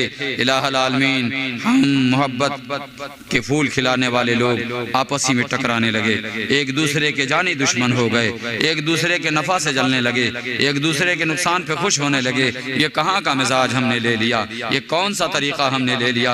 इलाहुल आलमीन हम मुजरिम हैं, हमने जुर्म किया नमाज छोड़ के, हमने जुर्म किया है झूठ बोल के, हमने जुर्म किया है धोखा दे के, हमने जुर्म किया है गीबत करके, हमने जुर्म किया है चुगली करके, हमने जुर्म किया है बीवी पे जुल्म करके, हमने जुर्म किया है माँ के हक को ज़ाय करके, हमने जुर्म किया है बाप के हक को ज़ाय करके, हमने जुर्म किया है, हमने जुर्म किया है पड़ोसी के हक को बर्बाद करके। इलाहुल आलमीन हमारे तमाम जराइम को माफ़ फरमा, तौबा करते हैं, हमारी तौबा कबूल फरमा।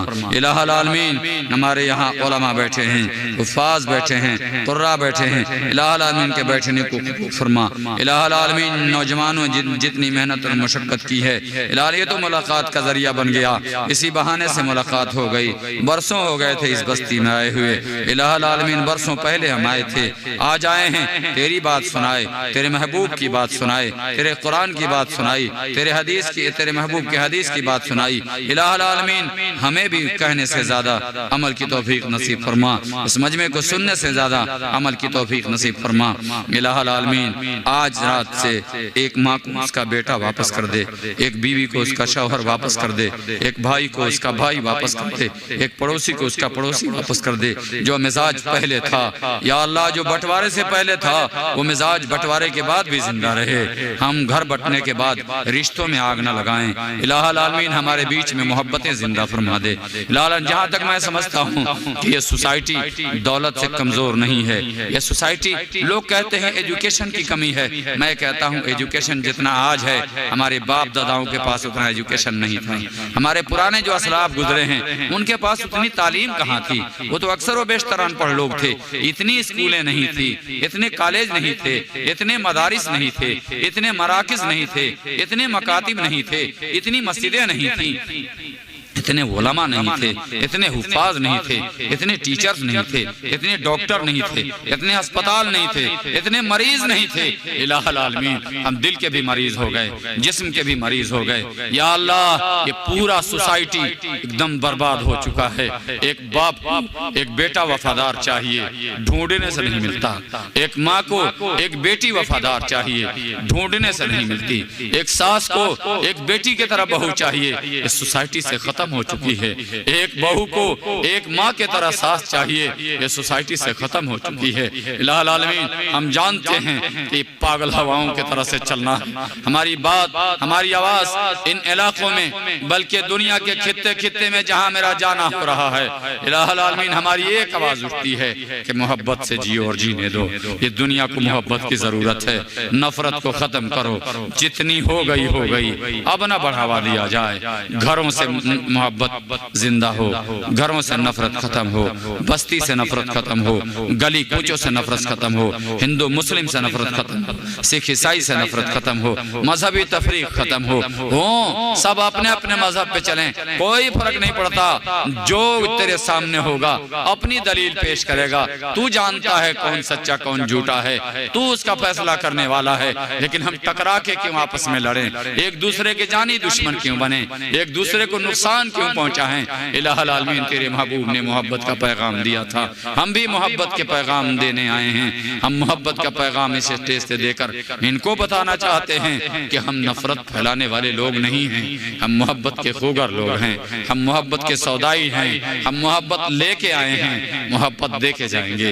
इलाहुल आलमीन एक भाई ईद के दिन भाई से गले मिलने को तैयार नहीं है, एक भाई होली के दिन भाई से गले मिलने को तैयार नहीं है, एक पड़ोसी होली के दिन अपने दरवाजे पे बुला के पड़ोसी से बात करना नहीं चाहता, एक पड़ोसी अपने हिंदू पड़ोसी को एक मुस्लिम पड़ोसी अपने दरवाजे पे बुला के ईद के दिन खिलाना नहीं चाहता। ये दूरियां किसने पाट दी, हमारे बीच में ये रिश्ते किसने खत्म कर दिए। इलाहुल आलमीन हमारे वो पुराने रिश्ते जिंदा कर दे। हमारे जाहिल लोग थे, अनपढ़ लोग थे, हमारे जो बड़े हमसे पहले गुजरे हैं लेकिन वो बहुत अच्छे लोग थे, वो एक साथ रहते थे, एक साथ रहते थे, उनके अंदर दंगा नहीं होता था। हालांकि वो भी हिंदू मुस्लिम थे। ये हिंदू मुस्लिम आज तो नहीं हुए हैं, पहले से ही हैं, ये पहले से भी रहे हैं, उनमें कभी आपस में जंग न हुई। इलाहुल आलमीन बाप बेटे आज नहीं हैं, पहले भी रहे हैं। ये तेरी जमीन है, ये तेरा आसमान है, तेरी जमीन तेरे आसमान के बीच हम इंसान हैं, तूने हमें पैदा किया है, तू हमें मार डालेगा। इलाहुल आलमीन तू बनाने पे कादिर है, तू उजाड़ने पे कादिर है, तूने भेजा है, तू बुला लेगा। न भेजने में हमसे पूछा, न बुलाने में हमसे पूछेगा, तुझे पूरा इख्तियार हासिल है। इलाहुल आलमीन हमारे दिल की दुनिया बदल दे, हमारा मुआशरा बदल दे, हमारी सोसाइटी बदल दे। इलाहुल आलमीन जिन नौजवानों ने नियत की है, मुखिया जी ने भी नियत की है, इलाहुल आलमीन इनके दिल में दस्तक देना तो मेरे बस में नहीं है, इनके दिल की दुनिया बदलना तो मेरे बस में नहीं है।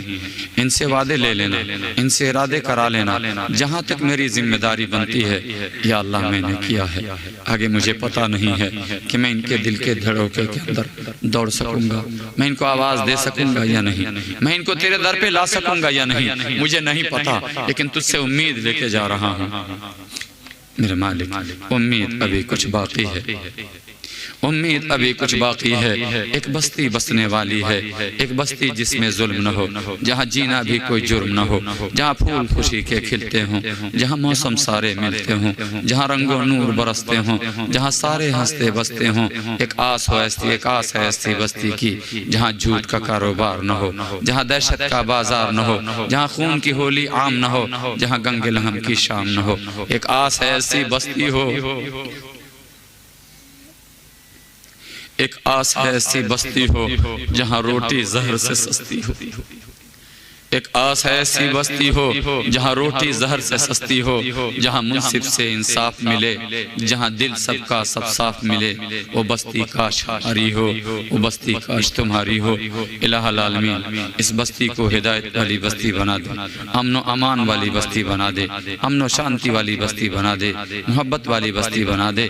इलाहुल आलमीन हम सबको एक बना दे। इलाहुल आलमीन जो उलमा हमारे तशरीफ लाए हैं, इलाहुल आलमीन उन्होंने अपना वक्त मुझे दे दिया है। इलाहुल आलमीन उनके बैठने को कबूल फरमा, उनकी बरकत में हमारी दुआ कबूल फरमा, इस मजमे को कबूल फरमा, हमारे हुफ़ाज़ की हिफाजत फरमा, हमारे अवाम को इनकी कदरदानी की तौफीक नसीब फरमा।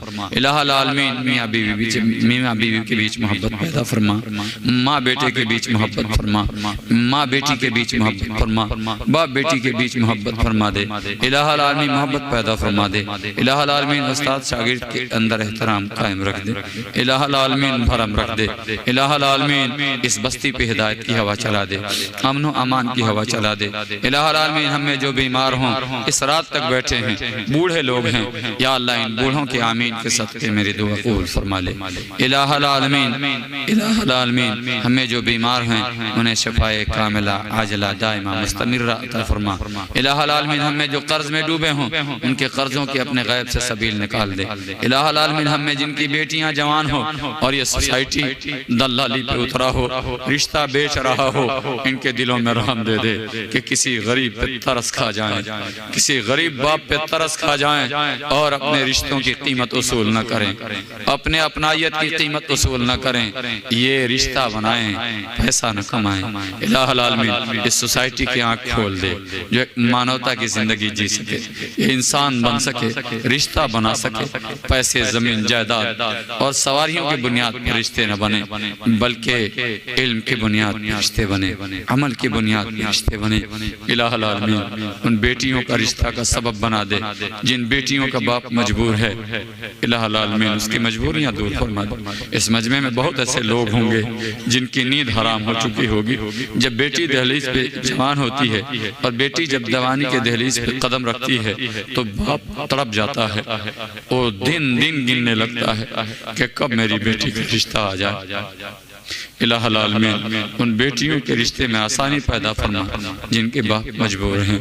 इलाहुल आलमीन जो बेटियां बेवा हो चुकी हैं, इलाहुल आलमीन उनके रिश्तों में भी आसानी पैदा फरमा, उनकी दूसरी शादियों में आसानी पैदा फरमा। इस सोसाइटी की आंख खोल दे कि दूसरी शादी का रास्ता खोल दे कि जो बेटियां बेवा जवान होकर तड़प तड़प के जी रही हैं, वो शादी करना चाहती हैं, वो कब तक अकेला तड़प तड़प के जिएंगी। इस माशरे की आंख खोल दे कि बेवा की शादी करने के माहौल बने। इस माशरे की आंख खोल दे कि तलाकशुदा लड़कियां जो तड़प तड़प के जिंदगी जी रही हैं या फिर समाज में गंदगी का जरिया बन रही हैं, इलाहुल आलमीन वो पाक साफ सुथरा जिंदगी गुजार सके, पाक दामनी की जिंदगी गुजार सके, मेरे महबूब की सुन्नत को जिंदा करने वाला बना दे। इलाहुल आलमीन पूरे मजमे को कबूल फरमा ले, हमारी दुआ अपने हबीब के सदक़े तुफ़ैल में कबूल फरमा ले। व सल्लल्लाहु तआला अला खैरि खल्क़िही मुहम्मदिन व आलिहि व सहबिही अजमईन बिरहमतिका या अरहमर राहिमीन।